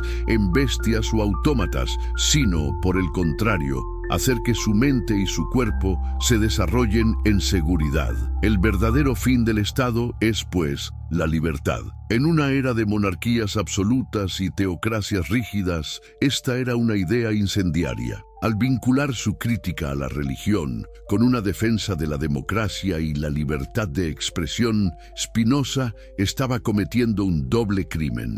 Estaba socavando la autoridad de la Iglesia y la autoridad del Estado. Estaba diciendo a la gente que no necesitaban a los sacerdotes para llegar a Dios y que no necesitaban a los reyes para gobernarse a sí mismos. Esto lo convertía en el hombre más peligroso de Europa. Su obra maestra, La Ética, terminada en 1675, era aún más radical. No se atrevió a publicarla en vida. Circuló en manuscritos entre un círculo muy reducido de amigos de confianza. Spinoza sabía que si se publicaba, las consecuencias serían terribles. Murió en 1677, a los 44 años, probablemente de una enfermedad pulmonar agravada por el polvo de vidrio que inhalaba al pulir lentes. Sus amigos, desafiando el peligro, publicaron su obra póstumamente ese mismo año bajo el título de Opera Póstuma. La prohibición y la condena fueron inmediatas y totales. Durante el siguiente siglo, Spinoza se convirtió en un fantasma, un hombre del saco filosófico. Ser llamado spinozista era el peor insulto intelectual que se podía recibir. Era sinónimo de ateo, materialista, fatalista y destructor de la moral. Grandes filósofos como Leibniz y Berkeley escribieron refutaciones para distanciarse de su influencia tóxica. Parecía que sus ideas habían sido enterradas con él. Pero las ideas peligrosas tienen una forma de sobrevivir.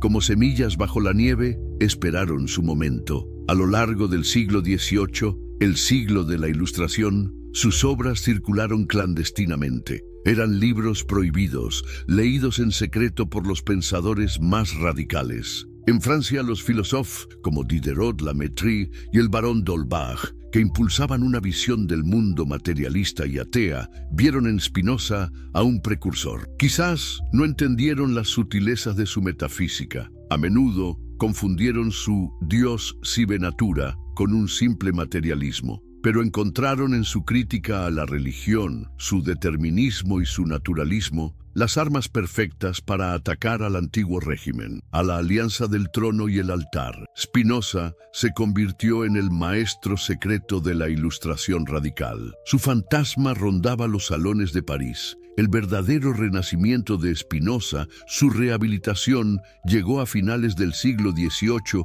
y principios del XIX, y vino de Alemania. En la década de 1780 estalló una gran controversia intelectual conocida como la Pantheismus-Streit, la disputa del panteísmo. Todo comenzó cuando el filósofo Friedrich Jacobi afirmó que el recientemente fallecido Gotthold Ephraim Lessing, una de las figuras más respetadas de la Ilustración alemana, le había confesado en privado que era un espinosista. La acusación causó un escándalo. ¿Cómo podía un hombre tan pío y moral como Lessing ser un seguidor del ateo Spinoza? Esto obligó a toda la intelectualidad alemana, Mendelssohn, Kant, Herder, Goethe, a leer a Spinoza seriamente por primera vez, no para refutarlo, sino para entenderlo. Y lo que descubrieron los cambió para siempre.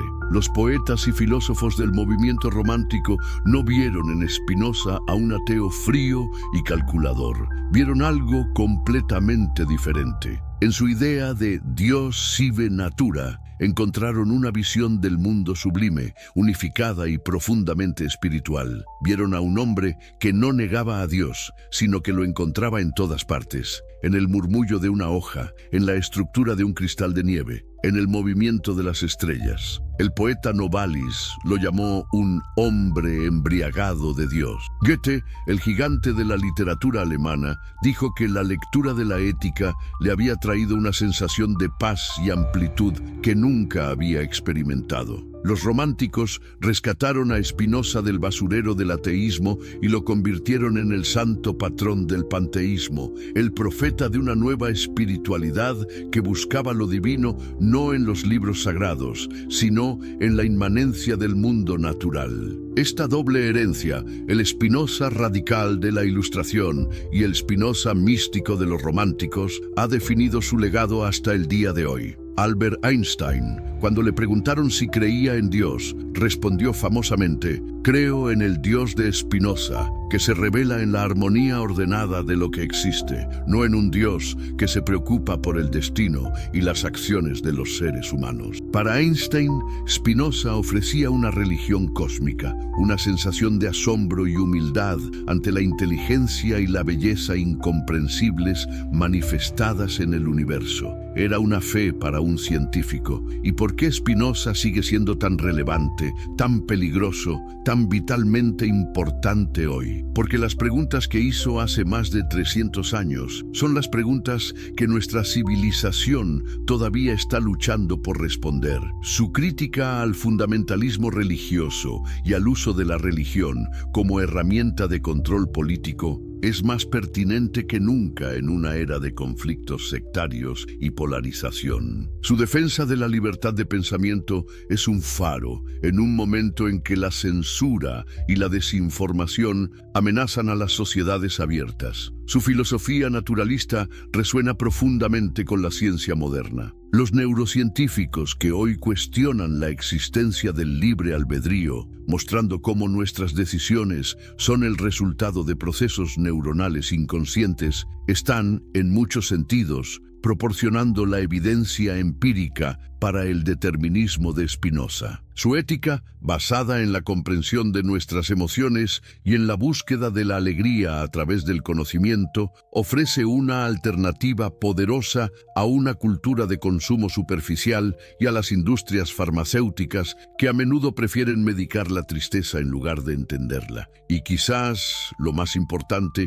Spinoza nos ofrece un camino para ser espirituales sin ser religiosos. En un mundo donde muchos han perdido la fe en las instituciones tradicionales, pero todavía anhelan un sentido de conexión y propósito, Spinoza ofrece una espiritualidad de la razón, una ética de la alegría y un amor por la realidad. Nos desafía a encontrar lo sagrado no en lo sobrenatural, sino en lo natural, a encontrar la salvación no en la obediencia a un poder externo, sino en el cultivo de nuestro propio poder interior.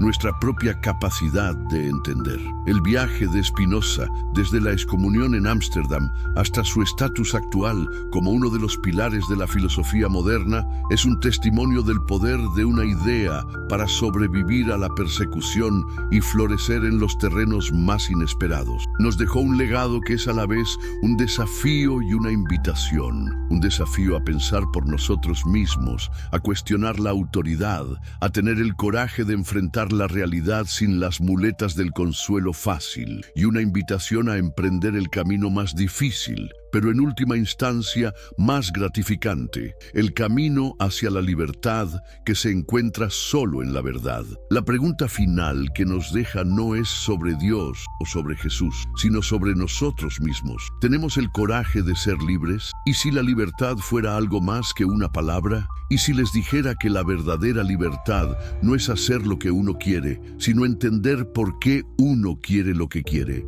Imaginen por un instante que las cadenas más pesadas que llevamos no son de hierro, sino que están forjadas con nuestras propias emociones, nuestros miedos, nuestras esperanzas más vanas y las creencias que hemos aceptado sin cuestionar. ¿Qué pasaría si existiera un mapa, una guía detallada para romper esas cadenas, escrita hace más de 300 años por un hombre que fue considerado el hereje más peligroso de su tiempo? Hoy vamos a concluir nuestro viaje a la mente de Baruch Spinoza. No vamos a recapitular, vamos a sumergirnos en las consecuencias más profundas y prácticas de su filosofía. Habiendo demolido los viejos ídolos y reconstruido el universo bajo la idea de Dios o naturaleza, ahora debemos preguntar, ¿y ahora qué? ¿Cómo se vive en este nuevo universo? ¿Cómo se construye una sociedad basada en la razón en lugar de la superstición?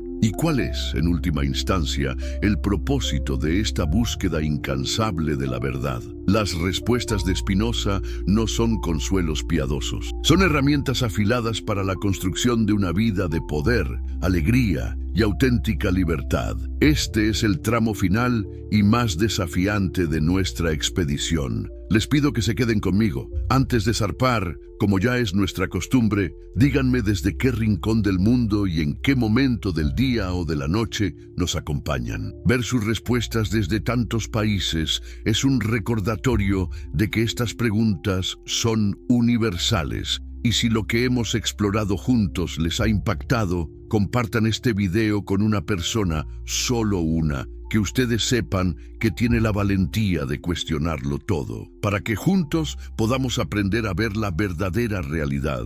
Ahora, aseguren sus cinturones. Vamos a explorar la vida después de la verdad. Cuando dejamos a Spinoza, habíamos explorado su demolición de la religión tradicional y su reconstrucción de Dios como la totalidad racional de la naturaleza. Habíamos visto cómo su ética nos ofrecía un camino para liberarnos de la esclavitud de nuestras pasiones a través del conocimiento. Pero la filosofía de Spinoza no es un manual de autoayuda para ermitaños. Él no era una asceta que predicara la retirada del mundo. Al contrario, vivió en el corazón de la república más vibrante y tumultuosa de su época, y su pensamiento es, en su núcleo, profundamente político. Para él, la pregunta ¿cómo puedo ser libre? Es inseparable de la pregunta ¿en qué tipo de sociedad puede florecer un individuo libre? La respuesta a esta pregunta se encuentra en su obra más abiertamente política, el Tratado Teológico Político,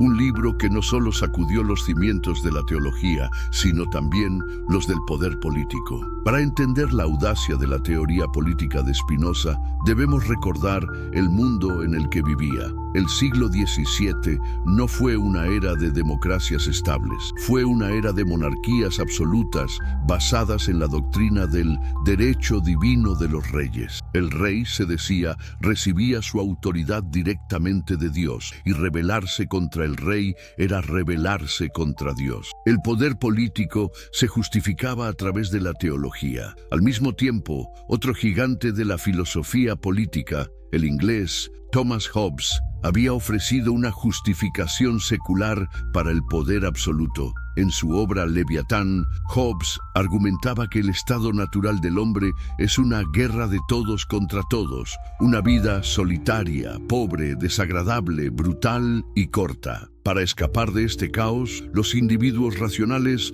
acuerdan ceder todos sus derechos y su poder a un soberano absoluto, un leviatán, cuya autoridad no puede ser cuestionada. El propósito del Estado, para Hobbes, es simplemente la seguridad, incluso a costa de la libertad. Spinoza entra en este debate y lo destroza. Él está de acuerdo con Hobbes en un punto de partida. Debemos analizar la naturaleza humana tal como es, no como nos gustaría que fuera. La mayoría de los hombres, observa Spina Aristotelesa, son guiados por sus pasiones, no por su razón. Pero aquí es donde sus caminos se separan drásticamente. Para Spinoza, la idea de que los individuos pueden ceder por completo sus derechos naturales es un disparate. ¿Qué es el derecho natural? En el universo de Spinoza, el derecho de cualquier ser natural se extiende hasta donde se extiende su poder. Un pez grande tiene el derecho natural de comerse a un pez pequeño.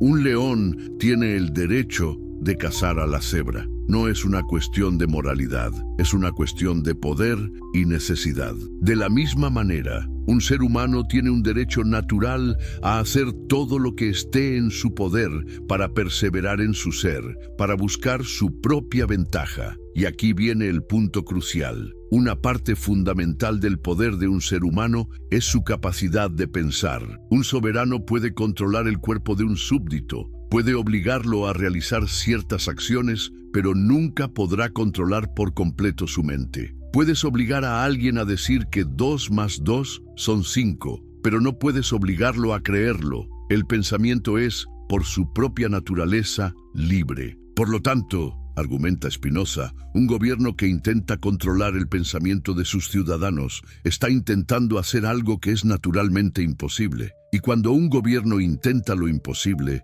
engendra resentimiento. Si se prohíbe a la gente pensar libremente y expresar sus pensamientos, no dejarán de pensar, simplemente comenzarán a pensar en secreto, a resentir al poder que los oprime y finalmente a conspirar contra él. Lejos de garantizar la seguridad, como creía Hobbes, un gobierno tiránico que suprime la libertad de pensamiento siembra las semillas de su propia destrucción. La tiranía no produce seguridad, produce una paz frágil que es en realidad un estado de guerra latente. A partir de esta idea, Spinoza construye su defensa de la democracia, que él considera la forma de gobierno más natural y la que más se aproxima a la libertad que la naturaleza concede a cada individuo. ¿Por qué? En una monarquía, un solo hombre impone su voluntad, que es en realidad su cóctel particular de razón y pasiones sobre todos los demás. En una aristocracia, un pequeño grupo hace lo mismo, pero en una democracia, una gran asamblea de individuos se une para tomar decisiones. Nadie transfiere su derecho natural a otro individuo, sino a la mayoría de la sociedad de la que forma parte. De esta manera todos siguen siendo iguales y la ley no es la voluntad arbitraria de una persona, sino la expresión de la voluntad general. Pero lo más importante para Spinoza es que la democracia es el mejor sistema para fomentar la razón. En una asamblea donde las ideas deben ser debatidas y defendidas, la argumentación racional tiene más posibilidades de prevalecer sobre la pasión individual. Además, en un Estado libre, los ciudadanos tienen un interés personal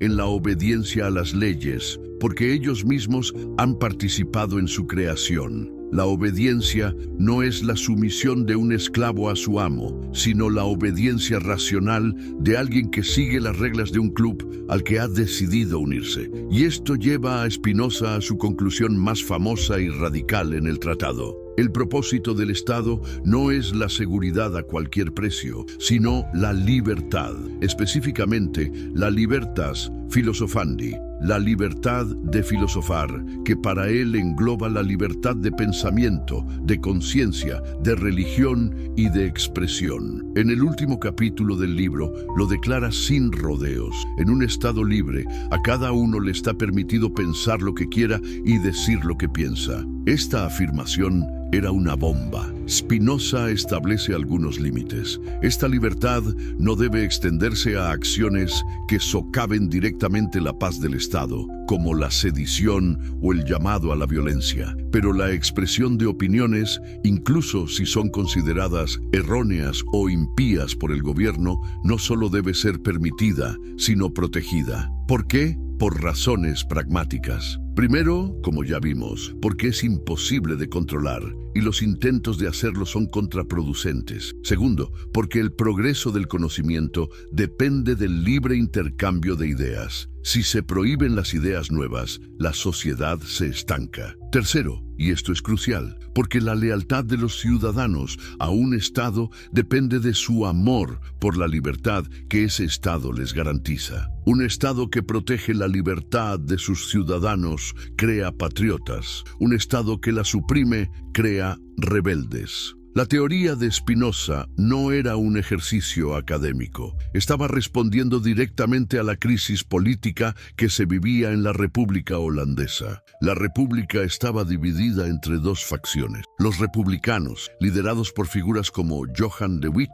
que defendían un gobierno descentralizado, el poder de la burguesía comerciante y una mayor tolerancia religiosa. Y los orangistas, que querían concentrar el poder en una figura cuasi monárquica, el príncipe de Orange, y que a menudo se aliaban con los predicadores calvinistas más estrictos que pedían la supresión de la disidencia religiosa. Spinoza era un firme partidario del Partido Republicano de De Witt. Veía en el programa orangista calvinista el espectro de la tiranía y la superstición que tanto detestaba. En 1672, el año del desastre, Francia invadió Holanda, sumiendo a la República en el pánico. Las turbas, instigadas por los orangistas, culparon a los hermanos de Witt por la catástrofe. En La Haya, una muchedumbre frenética asaltó la prisión donde estaban detenidos. Los arrastró a la calle y los linchó, despedazando sus cuerpos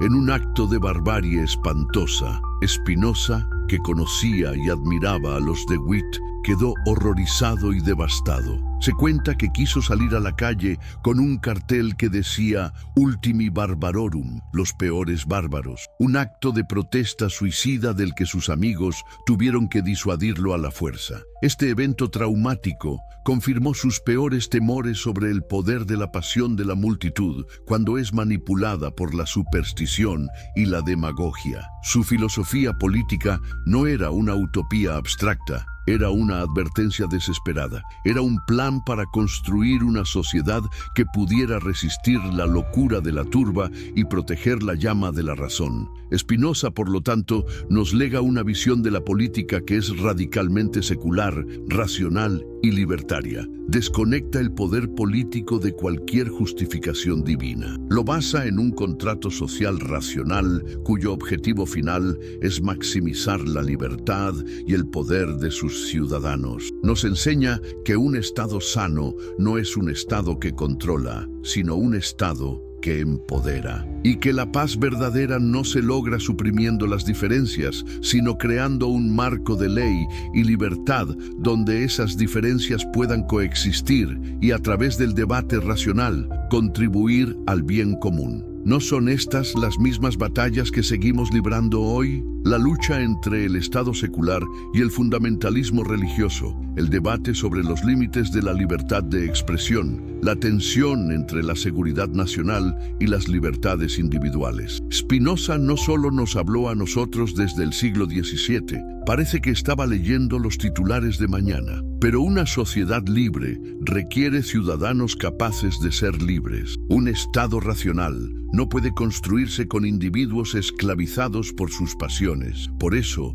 la política de Spinoza es inseparable de su ética. Habiendo diseñado la casa, ahora debemos aprender a ser el tipo de persona que puede vivir en ella. Y esto requiere una reevaluación completa, una transvaloración de nuestros conceptos morales más arraigados. La moralidad tradicional, ya sea religiosa o secular, tiende a basarse en un conjunto de reglas externas y en los conceptos de bien y mal como categorías absolutas. No mentirás, honrarás a tus padres, serás humilde. Para Spinoza, esto es un error fundamental. En la naturaleza no existe el bien y el mal. Un terremoto que mata a miles de personas no es malo, simplemente es. De la misma manera, bueno y malo no son propiedades intrínsecas de las cosas, son etiquetas que ponemos a las cosas en relación con nuestro propio interés y nuestra propia naturaleza.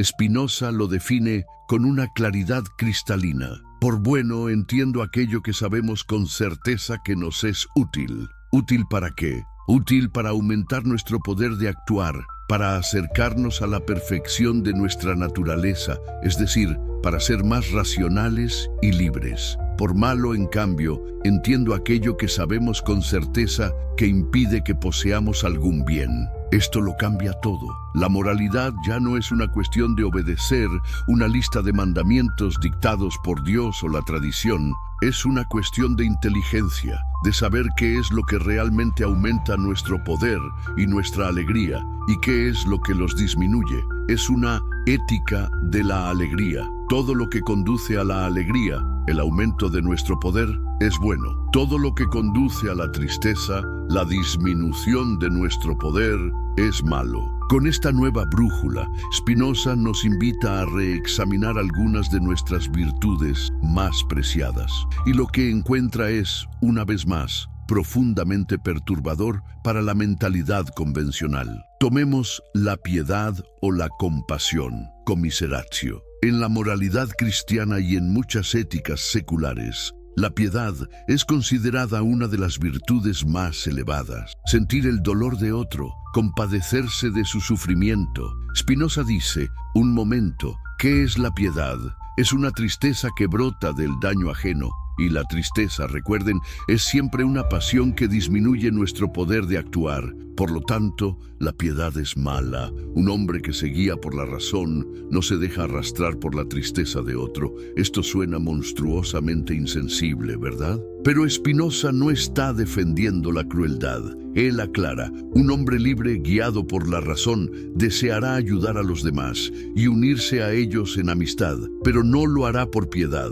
Lo hará por un impulso activo, por lo que él llama nobleza, generositas, que es el deseo que surge de la razón de ayudar a otros a aumentar su propio poder y su propia alegría. La diferencia es sutil, pero fundamental. El hombre piadoso actúa por una pasión triste. Su acción está determinada por el sufrimiento del otro. Está reaccionando. Su ayuda puede incluso ser contraproducente, manteniendo al otro en un estado de victimismo. El hombre noble de Spinoza, en cambio, actúa desde la fortaleza y la alegría de su propia razón. Su ayuda no es reactiva, es proactiva. No busca compartir la miseria, busca promover la fortaleza, ayuda a los demás a liberarse de su propio sufrimiento a través de la razón, no a revolcarse en él. ¿Ven la diferencia? Uno actúa desde la debilidad, el otro desde la fortaleza. Uno es un esclavo de una pasión triste, el otro es un agente de la alegría racional. O tomemos la humildad, humilitas. Se nos enseña que ser humilde es una virtud. Spinoza la define como una tristeza que brota de que el hombre considere su propia impotencia. Por lo tanto, la humildad es mala. Es una pasión triste que nos mantiene enfocados en nuestras debilidades y nos impide desarrollar nuestro poder. El hombre libre, dice Spinoza, raramente piensa en sus propias debilidades. Piensa en la virtud, en el poder. No pierde el tiempo en la autocompasión. Conoce sus limitaciones, sí, pero como un hecho objetivo, no como una fuente de tristeza. Su objetivo no es ser humilde, es ser fuerte, y de la misma manera, el arrepentimiento, poenitentia, es una tristeza acompañada por la idea de una acción que creemos haber realizado por un libre decreto de la mente. Es, dice Spinoza, una doble impotencia. es una tristeza y además se basa en la ilusión del libre albedrío. El arrepentimiento nos mantiene atados al pasado, consumiendo nuestra energía en lo que no se puede cambiar. El hombre racional entiende por qué actuó como lo hizo, aprende de ello y sigue adelante. ¿Qué pone Spinoza en el lugar de estas virtudes tristes? Pone una sola virtud fundamental, que él llama fortitudo, la fortaleza o firmeza de ánimo. Y esta virtud tiene dos ramas, que actúan hacia adentro y hacia afuera. Hacia adentro se llama coraje o ánimo, animositas. Es el deseo por el cual cada uno se esfuerza, fundado en el solo dictamen de la razón, en conservar su ser. Es la autoafirmación racional. Es el coraje de ser uno mismo, de buscar lo que es verdaderamente útil para nosotros, de desarrollar nuestros talentos y nuestro poder de entender, sin dejarnos llevar por el miedo o la opinión de los demás. Hacia afuera se llama nobleza, generositas. Es el deseo por el cual cada uno se esfuerza, fundado en el solo dictamen de la razón, en ayudar a los demás hombres y unirse a ellos en amistad. Esta es la clave de la moral social de Spinoza. El hombre verdaderamente racional y egoísta, en el sentido de que busca su propia utilidad, es necesariamente el hombre más social y servicial. ¿Por qué? Porque la razón nos enseña que nada es más útil para un hombre que otro hombre. Un individuo solo es débil y vulnerable,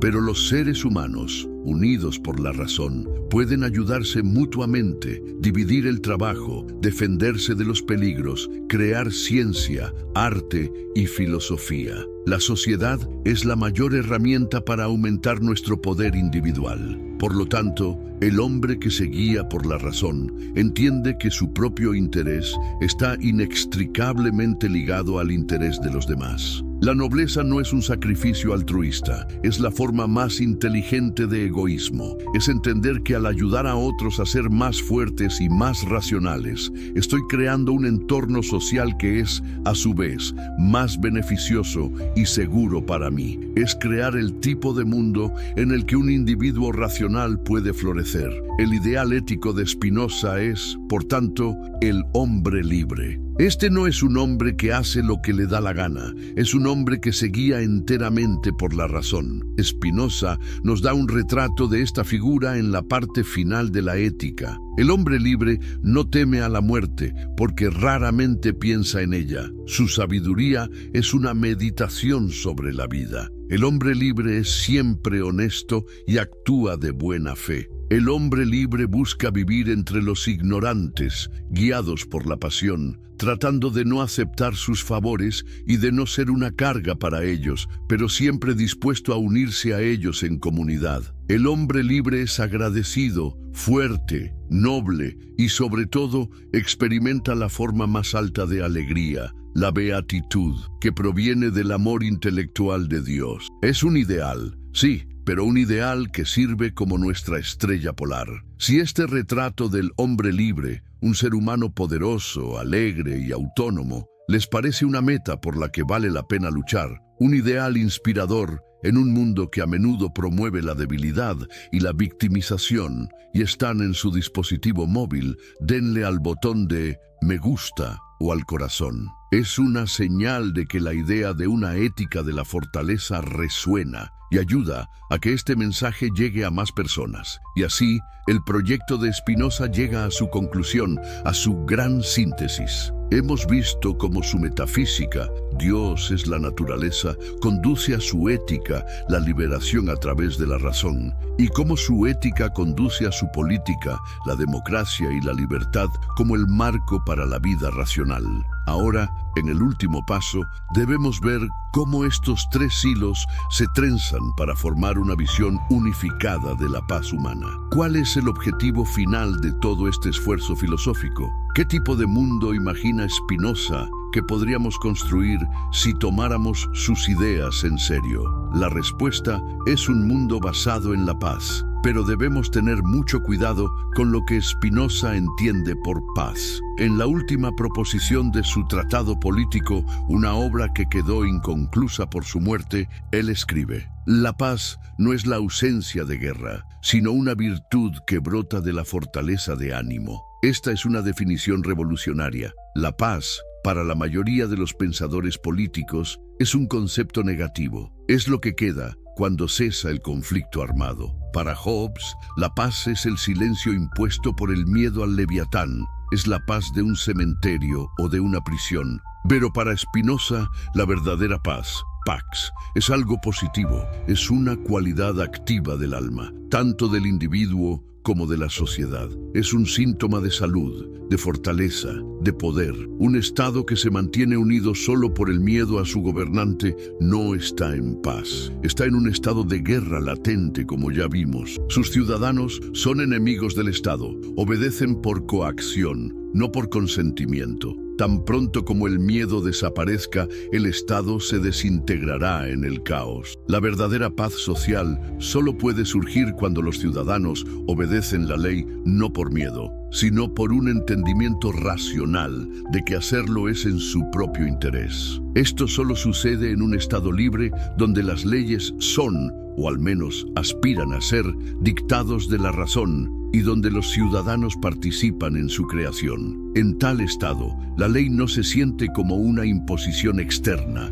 sino como una expresión de la propia voluntad racional del ciudadano. Así, vemos cómo la ética y la política se fusionan. Una sociedad pacífica y estable solo puede estar compuesta por individuos que han alcanzado, o se esfuerzan por alcanzar, la fortaleza de ánimo. Individuos que son guiados por la razón y no por las pasiones divisivas del odio, la envidia y el miedo. Recuerden la nobleza generositas, el deseo racional de ayudar a otros. Una sociedad compuesta por individuos nobles sería una sociedad de cooperación y ayuda mutua, no por un vago sentimiento altruista, sino por un cálculo racional inteligente. Estos individuos entenderían que su poder se maximiza cuando el poder de sus conciudadanos también se maximiza. Formarían una comunidad no porque se les ordene, sino porque entienden que juntos pueden lograr cosas que nunca podrían lograr solos. Seguridad contra los peligros naturales, el avance de la ciencia y las artes, una vida más rica y más plena para todos. Spinoza incluso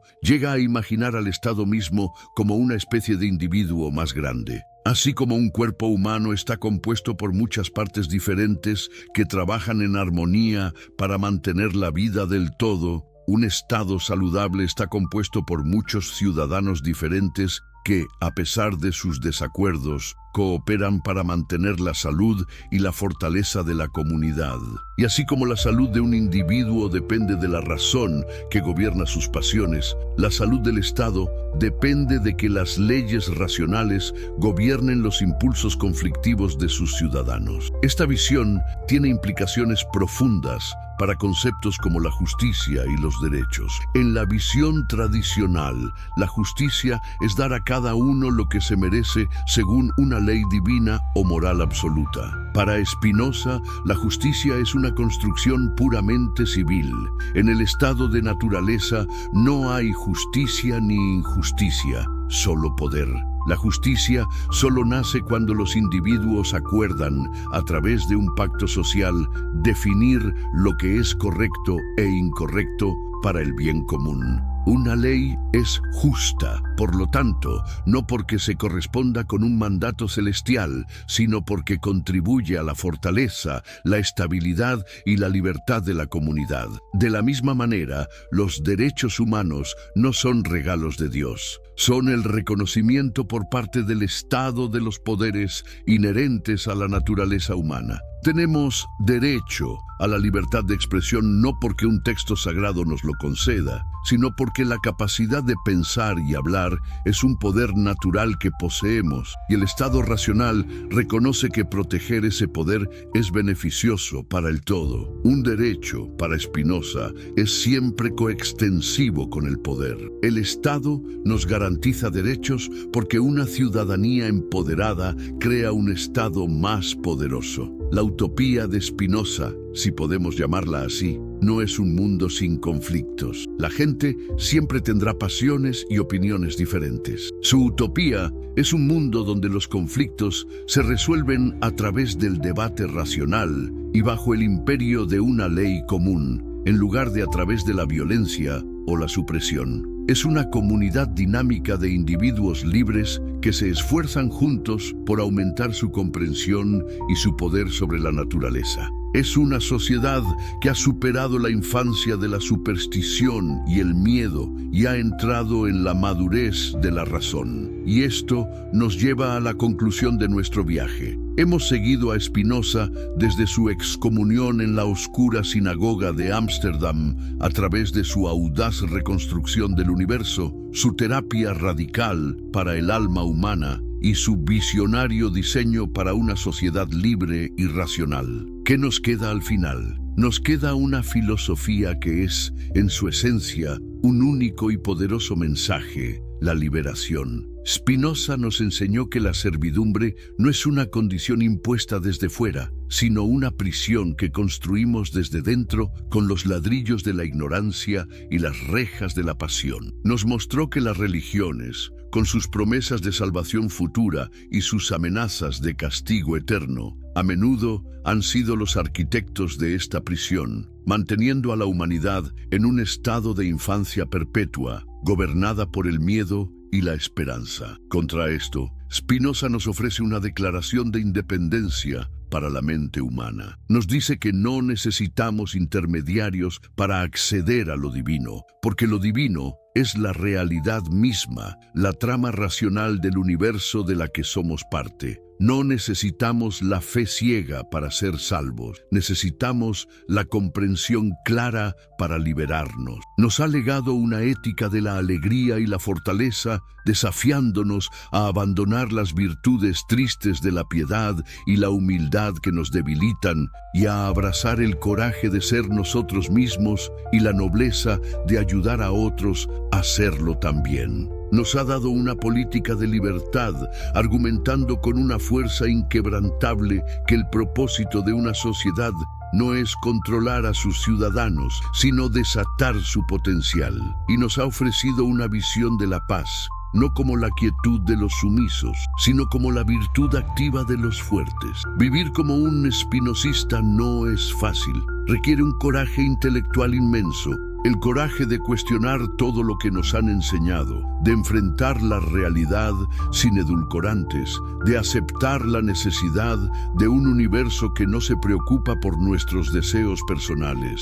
Requiere una disciplina emocional constante, el esfuerzo diario de observar nuestras pasiones, entender sus causas y no permitir que nos gobiernen, y requiere un coraje social. El coraje de vivir de acuerdo con la propia razón en un mundo que a menudo premia la conformidad y castiga la independencia. Spinoza no ofrece respuestas sencillas ni consuelos baratos. Su filosofía no es un refugio cálido, es una expedición a la cima de una montaña ventosa, pero desde esa cima, nos promete, la vista es extraordinaria. Es la vista de un universo ordenado y magnífico, y de nuestro propio lugar en él, como seres capaces de reflejar esa orden y esa magnificencia en nuestras propias mentes. Es la visión de la libertad. Al final, el eco de la pregunta de Spinoza resuena a través de los siglos y nos llega directamente a nosotros, aquí y ahora, en nuestras vidas complejas y a menudo confusas. La elección que él planteó sigue siendo la elección fundamental de la existencia humana. Viviremos como esclavos, arrastrados por las olas de la pasión y la opinión ajena, buscando seguridad en las ilusiones. O nos esforzaremos por ser libres, usando el poder de nuestra razón para navegar el océano de la vida, no con la esperanza de controlar el viento, sino con la alegría de entender las corrientes. La filosofía de Spinoza no nos da la respuesta, nos da algo mucho más valioso. Nos da las herramientas para encontrarla por nosotros mismos. Gracias por acompañarme en este viaje. La búsqueda continúa.